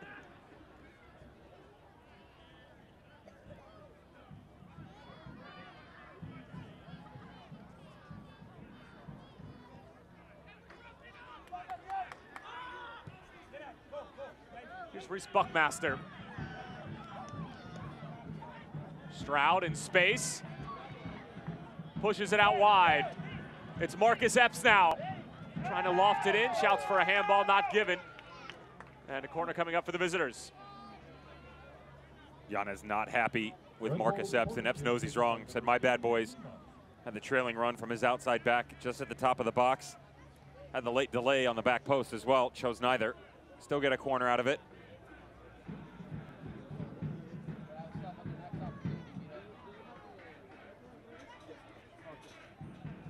Lima on the corner again. Just want snow coming down on it, and Oduro told to let it go.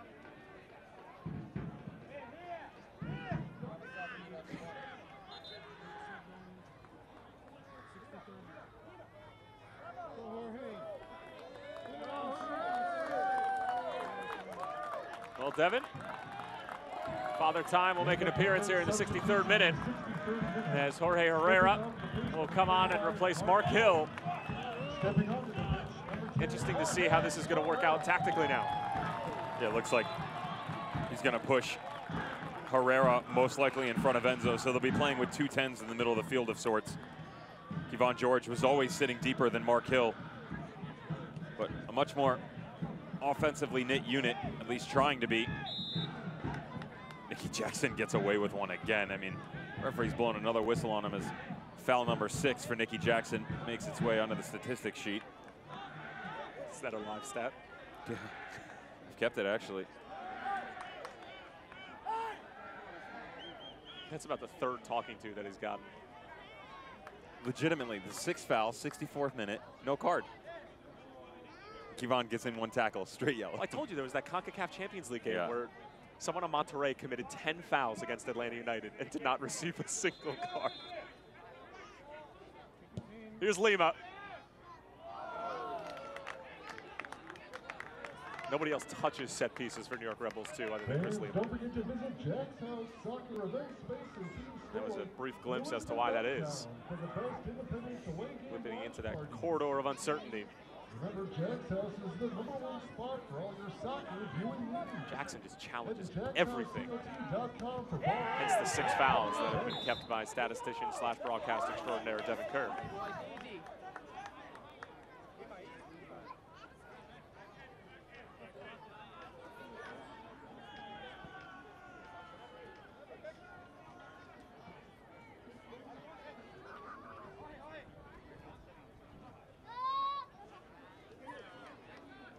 One substitute remaining for Jim McGinnis in Charlotte.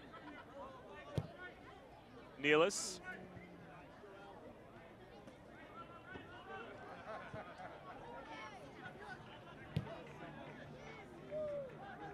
Speaking of which, has Jake Arman touched the ball? No, and it's funny what they've done, and it's going to go back to a conversation that we actually had a while back. So they've moved Enzo outside. And remember, beginning of the season, they had Enzo Martinez out on the left flank, and Jake Arman playing the playmaker role in the middle of the field. Didn't like it. I didn't think it was the right move. Jorge Herrera playing just in front of him in the 10 spot. And chatting with assistant coach Dave Dixon said, you know, we probably got that one wrong. Jake needs to be outside, but we were a bit shorthanded fulfilling a role. Not necessarily sure if I agree with this. You're removing Enzo from the run of play, isolating him out on the left-hand side.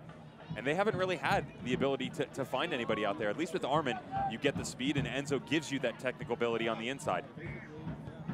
Perhaps just trying to isolate Rock Hill, South Carolina native. He's actually born in Uruguay, but grew up just about 20 minutes away from Matthews as Marcus Epps is probing now. Epps trying to go through both Armin and Gutman, but to no avail. And Brandon Miller looking to release Father Time Jorge Herrera on the other end, and he does just that.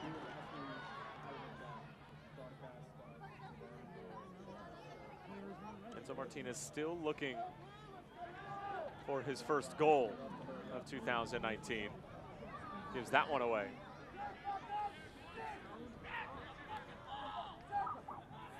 And Enzo not happy with Joel Johnson as he was late to step.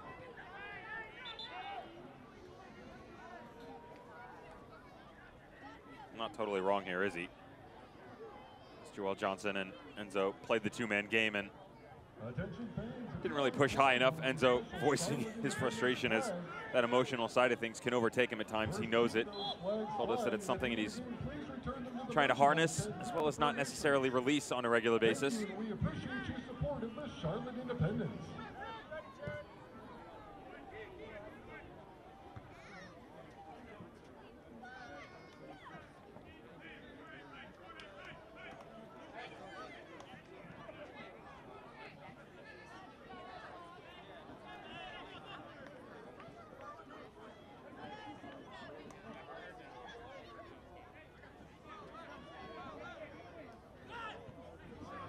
Johnson a good step. It'll fall for Stroud.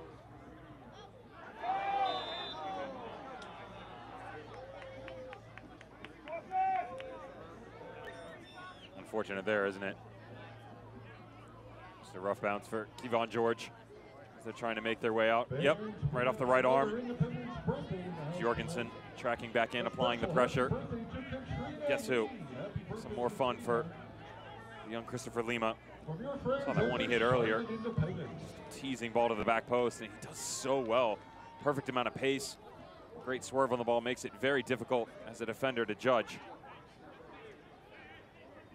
Can also catch you sleeping and have a go from distance, though. This one looks like it'll be more distribution.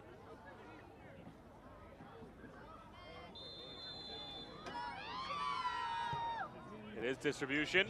Free header for New York Red Bulls too, but it's actually batted away by Andrew Gutman.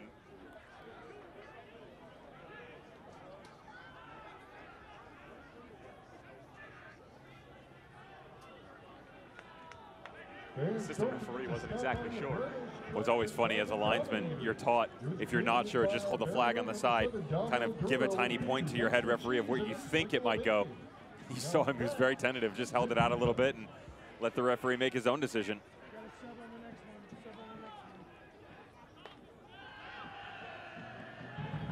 And the Jackson Militia giving Matthias Jorgensen a bit of flack for that miscue, but New York Red Bulls 2 win it right back from Jean-Christophe Kofi. He's done a great job of running the show in the middle of the park. Here is Kofi. Locked in front by Tico. Back out wide for Epps. Epps around Gutman. Trying to weave his way through again, but stopped by Enzo Martinez this time.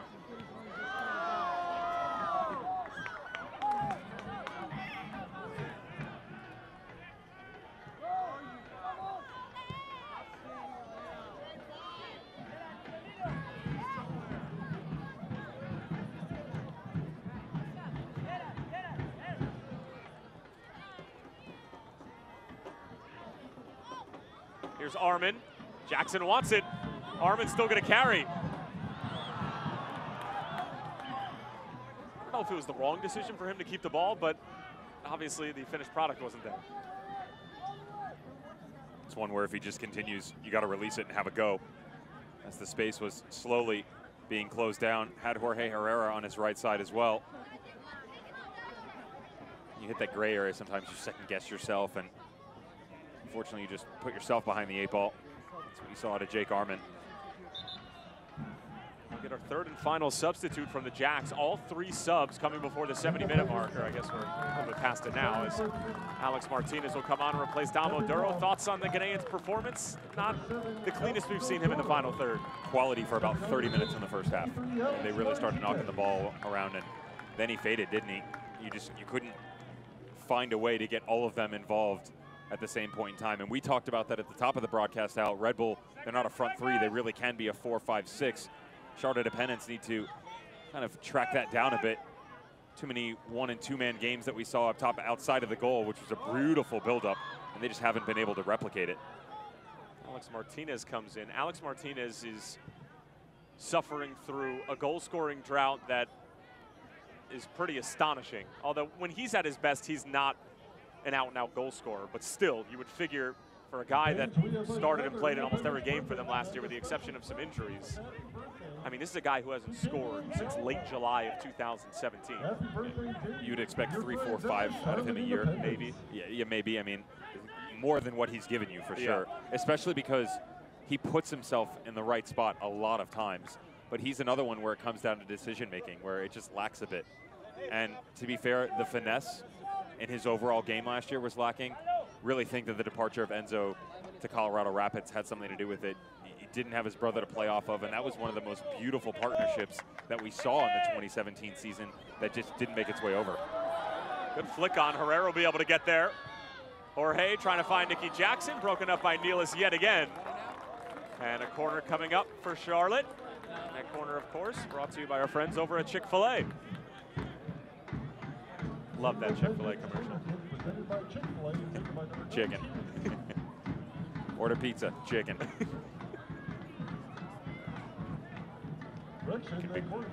Getting to think that Wawaniak might use a few of his own subs here to have some fun down the stretch. Enzo Martinez back for Herrera. Just tries to whip it across, brought down by Jackson. And here's Tico.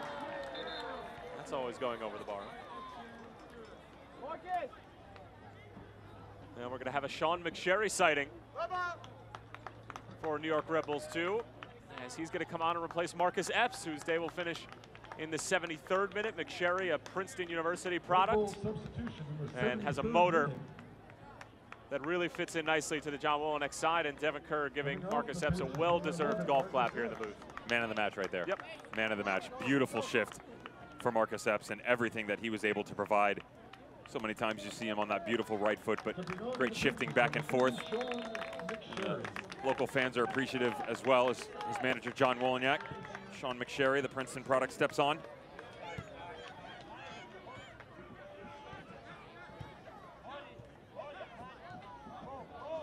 McSherry making his professional debut as Buckmaster gets one across. Still work to do for Charlotte.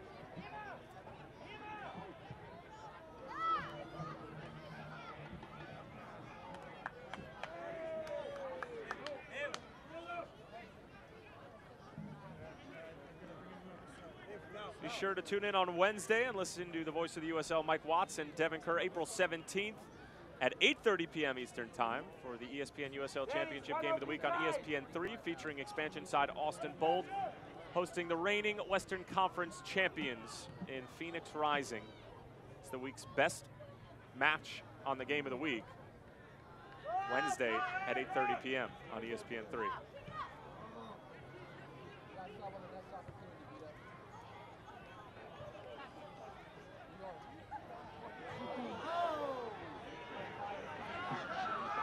Red Bulls 2 showing teeth once more, looking for an insurance goal. Here's McSherry in his professional debut, but he's offside.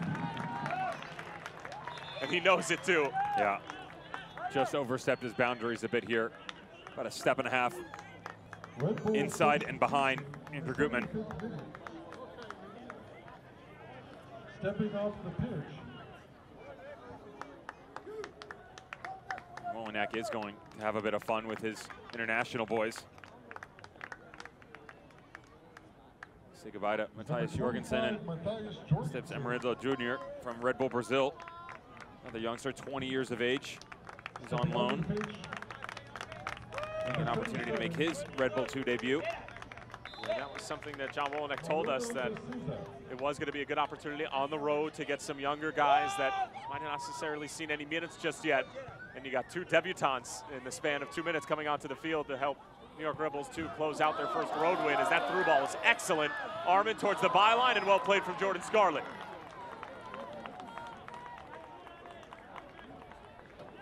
That's your right center back, by the way, recognizing the threat coming in. Martinez gets away with the Meg, and just slides over in behind Sean Nealis to make the tackle. Read the game very well. And another corner for Charlotte. Brought to you by Chick-fil-A.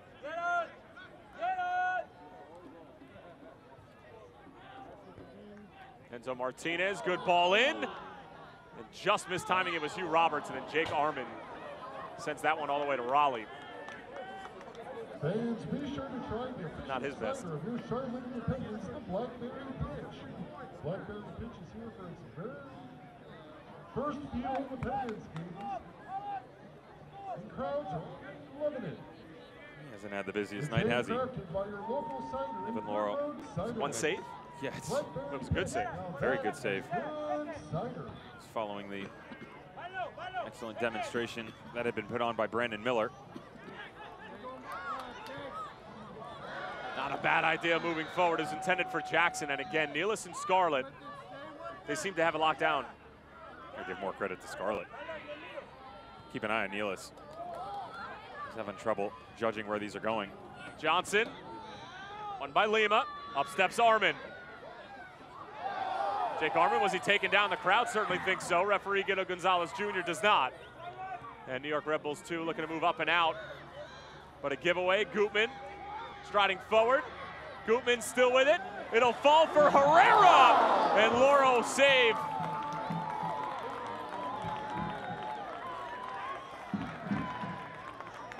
There's that look again by Andrew Gutman coming in. And quality, recognizes quality. Evan Laurel giving his compatriot a little tag on the back. Evan Laurel, the human highlight reel tonight. Fantastic save once again. Ball looked to be destined for the upper right-hand corner. Another Chick-fil-A corner kick. Enzo Martinez on it. Back post. Gutman up for it. Jackson up for it, as is Laurel, headed away by Scarlett.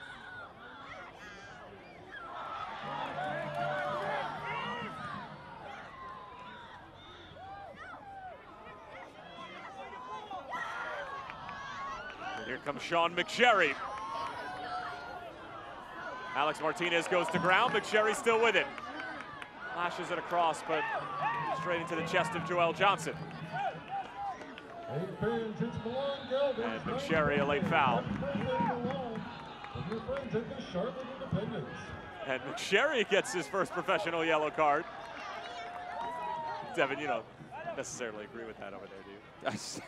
It's just funny. You can see him losing steam and huffing and puffing down the field. Doesn't necessarily have his game wings, does he? Match fitness is much different than what goes on in training ground.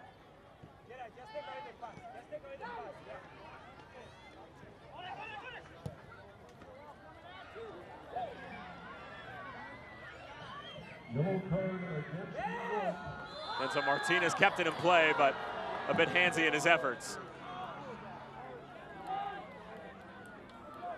Yellow card against New York in the 79th.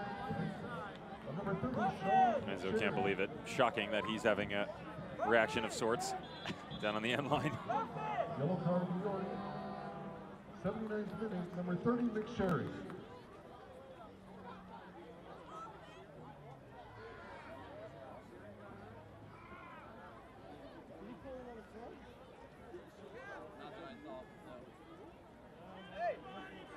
Enzo trying to make his way back over and apologize for the wrongdoings, but Evan Laurel letting him know that maybe it's not the best time to make friends.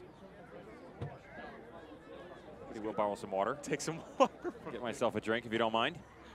Making himself at home. That's right.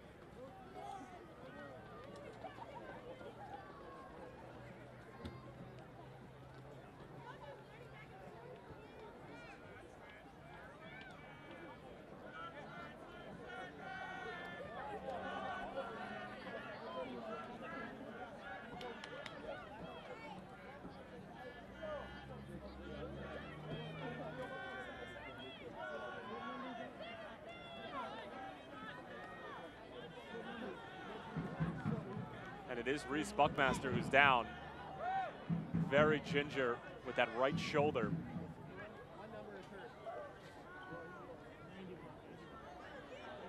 Well, the good news is you can see him moving his arm a bit, kind of squeezing to see if he has the range of motion there.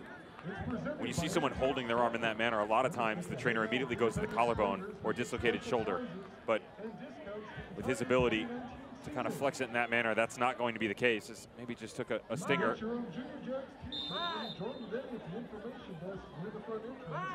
can also sign up at charlotteindependencecom/juniorjets.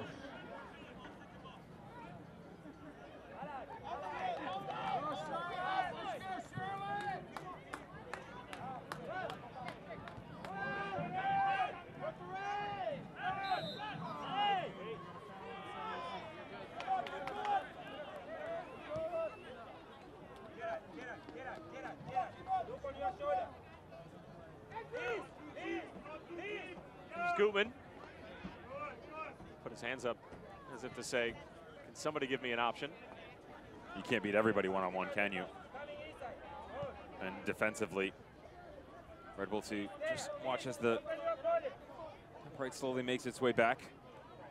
Jared Stroud has flip-flop sides at certain points in time, and Amarildo, Tom Barlow helping out now.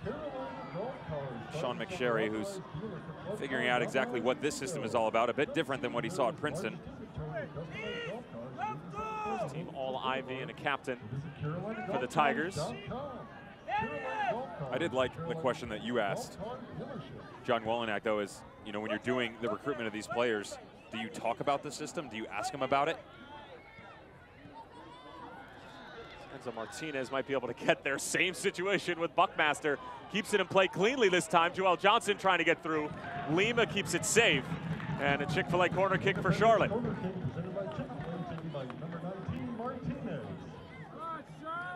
Starting to see that sense of urgency from the Jacks now. Down a goal at home, 83rd minute.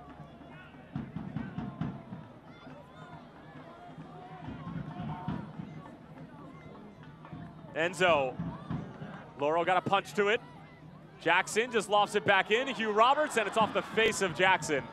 And a goal kick coming for New York Red Bulls too, although probably looked like it should have been offside. Mickey Jackson, a bit suspect from the linesman there.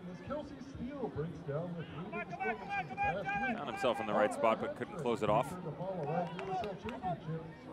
And he did say to us that when Tyler posed that question, it is something we directly go at the guys for and ask them what they know about us and kind of let the interview go back and forth. They ask their questions, we ask ours, and just figure out exactly, is this the right fit? Character a big thing for them, and if they're willing to buy into it.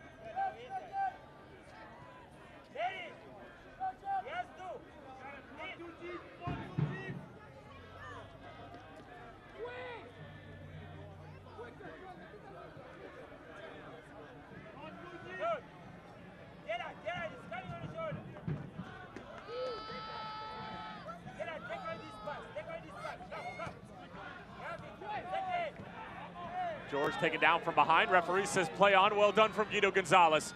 Here's Jake Arman. Jake Arman lets it fly. Lauro the save. Herrera is there. Lauro another save. Alex Martinez now. Was he fouled in the box? Referee not interested. Martinez trying to keep it alive. McSherry helps it along. And it's going to come out the other way. Tico saying that it came off of his face.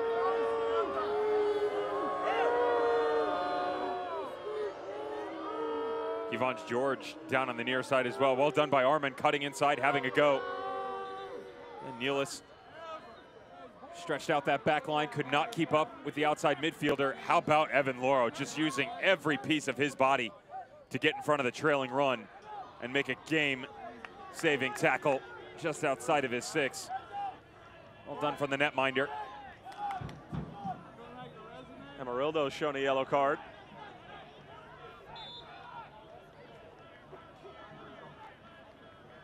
That was some play from Lauro. Barely had his balance. Was already falling to the floor again. Threw his soul in front of that ball. Yellow card against New York. In the 85th minute, card number 77, Amarildo D'Souza. Yellow card, New York. 85th minute, number 77, D'Souza. This is the ball coming out of the back that claims went off his face, and that's a pretty good argument, doesn't he? Stephen Tico. Amarildo trying to play the through ball in. He took that one right off the mouth. I mean, if there was blood drawn, then he's able to show Guido Gonzalez that it actually hit him in the face. Right. Still moments for the boys in blue to get back in this.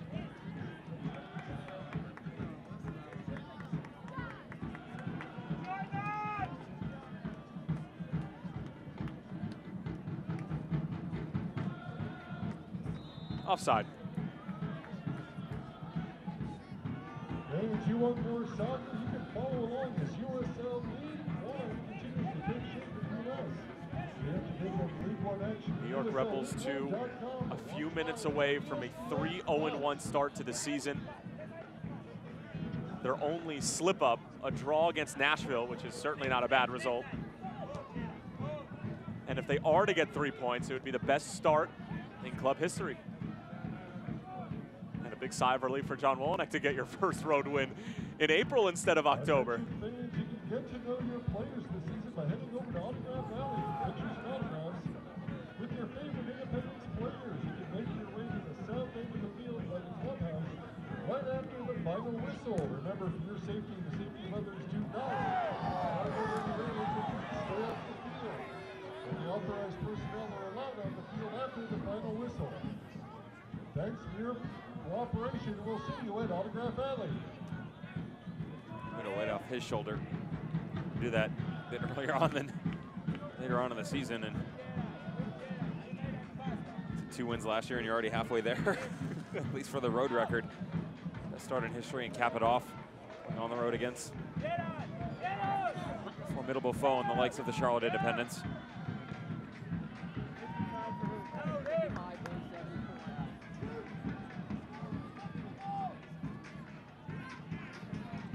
Alex Martinez. Switches for his brother Enzo.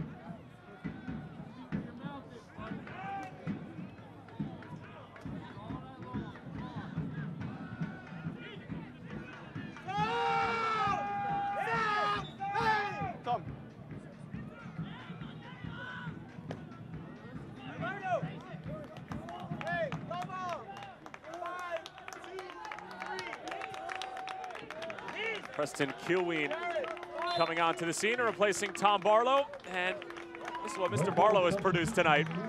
Well, he just basically willed New York Rebels 2 to a win. It is funny, though, how you and I talk and say that there's one guy you can't sleep on, Barlow, and yet every single match people make mistakes and find a way to just gift him goals. And that's nothing against Barlow, but that's the easy trailing run that everybody's supposed to pick up. Red Bull just did everything right.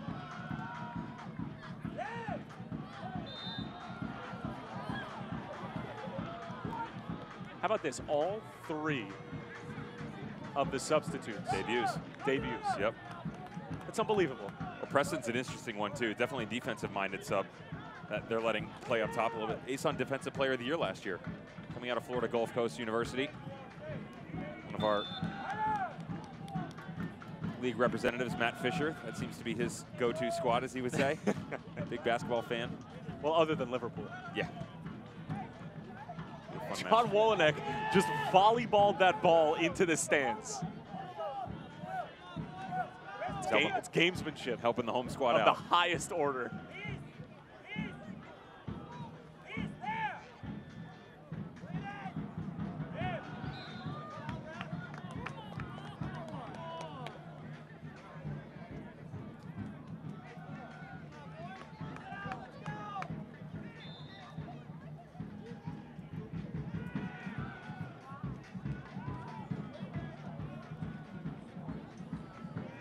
Fans, the fourth official has just announced we'll have a minimum of 4 minutes of stoppage time added on. A minimum of 4 minutes of stoppage time. Sherry unable to keep it in play.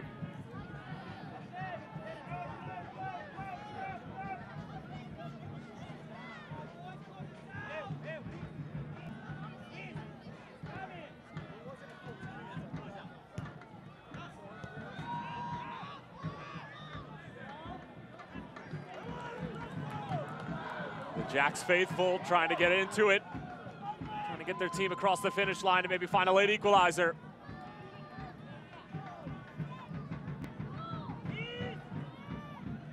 Enzo Martinez. Joel Johnson now. Numbers forward for Charlotte. Alex Martinez. Straight into Buckmaster, but able to recycle. Tries to dink it through, poorly played. Enzo Martinez, Jordan Scarlett. Possibly a win-saving tackle in the 92nd minute. Now they're making the Independence chase. Very well done. McSherry keeps it in play. Finding Stroud. Amarildo taken down from behind, but our referee, no call.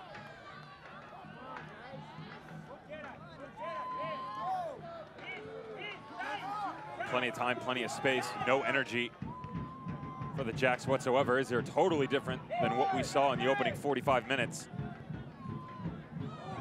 Amarildo, and it's just out of the reach of McSherry.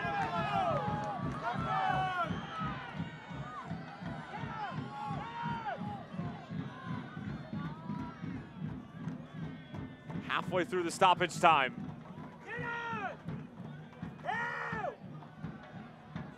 Gutman. Enzo Martinez now. Lima, maybe a bit too cute with it. Enzo trying to find Armand, but cut out by Scarlett.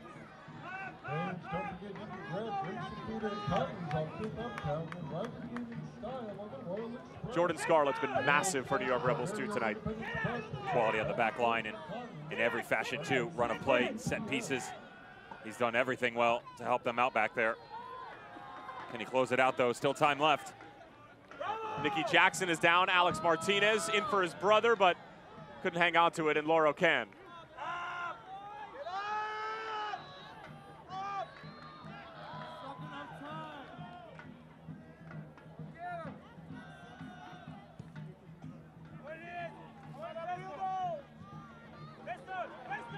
Nice touch. Well done, Jake Armand. Give it to him. On the loose. Gutman. Double sliding challenge from Yanez and the loan from Celtic. And Yanez is going to stay down. Well, it may not be a popular choice, but it certainly is a wise one. They understand it. He's just cramping. Sometimes you'll see the guys go to ground and pull some of the theatrics out of the bag. Not the case here. He's just having some attrition issues. It's late in the match. The fluids really start to come into play. Giannis certainly has had his hands full with Andrew Gutman on the left side today. Ball won by Scarlett. Again, who else? George back in. Here's Jackson trying to go over Loro. The flag did stay down.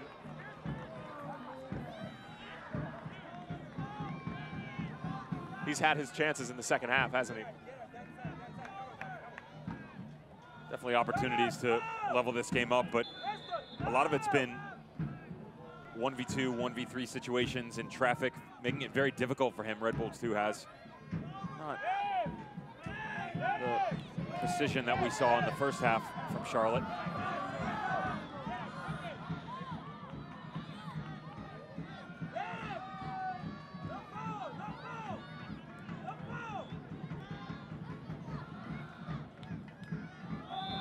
Full time, New York Red Bulls 2 hang on for a 2-1 win. Tom Barlow a brace. They remain unbeaten. It's their first road win of 2019 after not getting their first win away from home in last year's campaign until October.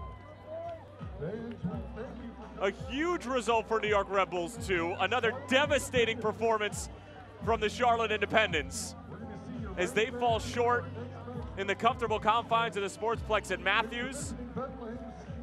And here's a look at our Wells Fargo save of the game. And it's brought to you by Brandon Miller. And it's denying this Matthias Jorgensen chance in the first half. We had plenty to choose from both Brandon Miller as well as Evan Loro, but Brandon Miller gonna win this award, though we would have rather had the 3 points. Still fantastic save Nice shuffle over, good footwork. You goalkeepers at home, take notice. Well, it's all smiles for the visitors. Not so much on the other side for the Jacks, but sometimes such is life and such is the beautiful game. Charlotte still in search of their first win of 2019, and under Jim McGinnis, it was all Tom Barlow tonight, 2 goals. We'll step aside and put a bow on it when we come back.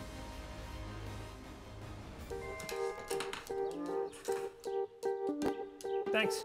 It's like a smart thing. What's the weather? Sunny. Perfect chicken eating weather.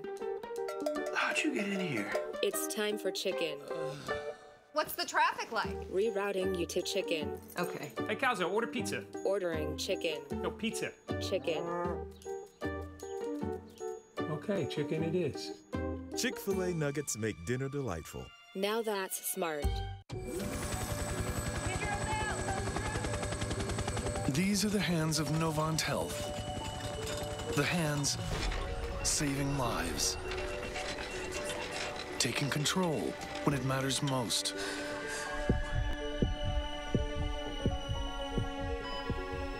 These are the hands advancing care. They're skillful, precise, and compassionate. It's gonna be okay from here. They're the hands giving you strength. Those same hands delivering specialized care also take the time to hold yours. And they'll be waving goodbye as you walk out of our doors and back to your life. These are the hands of Novant Health, the hands making healthcare remarkable. Full time here at the Sportsplex at Matthews, New York Red Bulls 2. Thanking the traveling supporters who came out and saw them get their first road win of 2019 tonight, thanks to Tom Barlow's brace in a matter of 3 minutes. And we'll take a look at the highlights from these 90 minutes. Tyler Terrence alongside Devin Kerr. Thank you so much for tuning in. And if you're just tuning in and you missed it, we'll help you out a little bit. And Devin, Nicky Jackson got things started, and it was looking good for Jim McGinnis' side. Beautiful build-up for the Jacks. Andrew Gutman doing exactly what he's been hired for. Nicky Jackson trailing run. Difficult finish this is. Left foot, back post, behind Evan Laurel. Well done. They got their lead just over at the 20-minute mark. And then immediately the visitors would respond as Tom Barlow doing what he does. 2 goals in the span of 3 minutes. One from the delicious service by Marcus Epps. The second one would be the run by Jared Stroud to the byline. I mean, he just puts this up there and says, son, go get it. And he's out leaping Hugh Roberts. Big boy, big leaping ability, but the center back has to do a better job. Get a body on Barlow again. He's the one guy you can't allow the freedom in the final third. They made a couple mistakes in the span of minutes, and it cost them the game. And you could just see from the look of Barlow, I mean, there's minimal celebration, and New York Rebels 2 would continue to look dangerous, but this just looked like a John Wolnick side that was on a business trip. And that business trip, the goal was to get 3 points, and they played that way the entire night. Put it on cruise control after, too. They had a couple more chances, but nothing overly threatening. A couple saves by Brandon Miller. Evan Laurel did his club some favors. How about the bike from Nicky Jackson over the bar? Thank you, Evan Laurel. Good job tracking back. Brilliant from him, and he made some good saves down the stretch. The one on the doorstep where he made himself really big. The Damodoro outside the 6 has to do better. Can't lean back that far.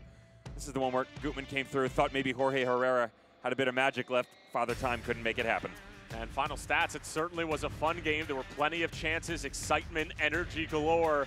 And at the end of the day, it's New York Red Bulls 2 just taking advantage of their opportunities. You can't say that Charlotte didn't have their chances. Definitely had their chances, but game was over when you put Enzo out on the left. You took him out. You took him out of the game. Jake Arman, you play to his strengths. It's the ball out in front of him. It's one-on-one. It's speed, and it's channel work. Enzo Martinez likes to float in the middle. He disappeared from this match when you let him go outside and play the 11. They need to find a way to show us what they showed us in the first 30 minutes for a 90-minute match. All right, well, that's going to do it for our entire crew. My broadcast partner, Devin Kerr, Tyler Terrence, saying so long for now. The final score from Matthews, North Carolina, New York Red Bulls 2. They had 2. And the Charlotte Independents finished with 1. Tom Barlow with the brace. Red Bulls 2 remain unbeaten. Charlotte Independents still looking for that first win. We'll talk to you soon, folks.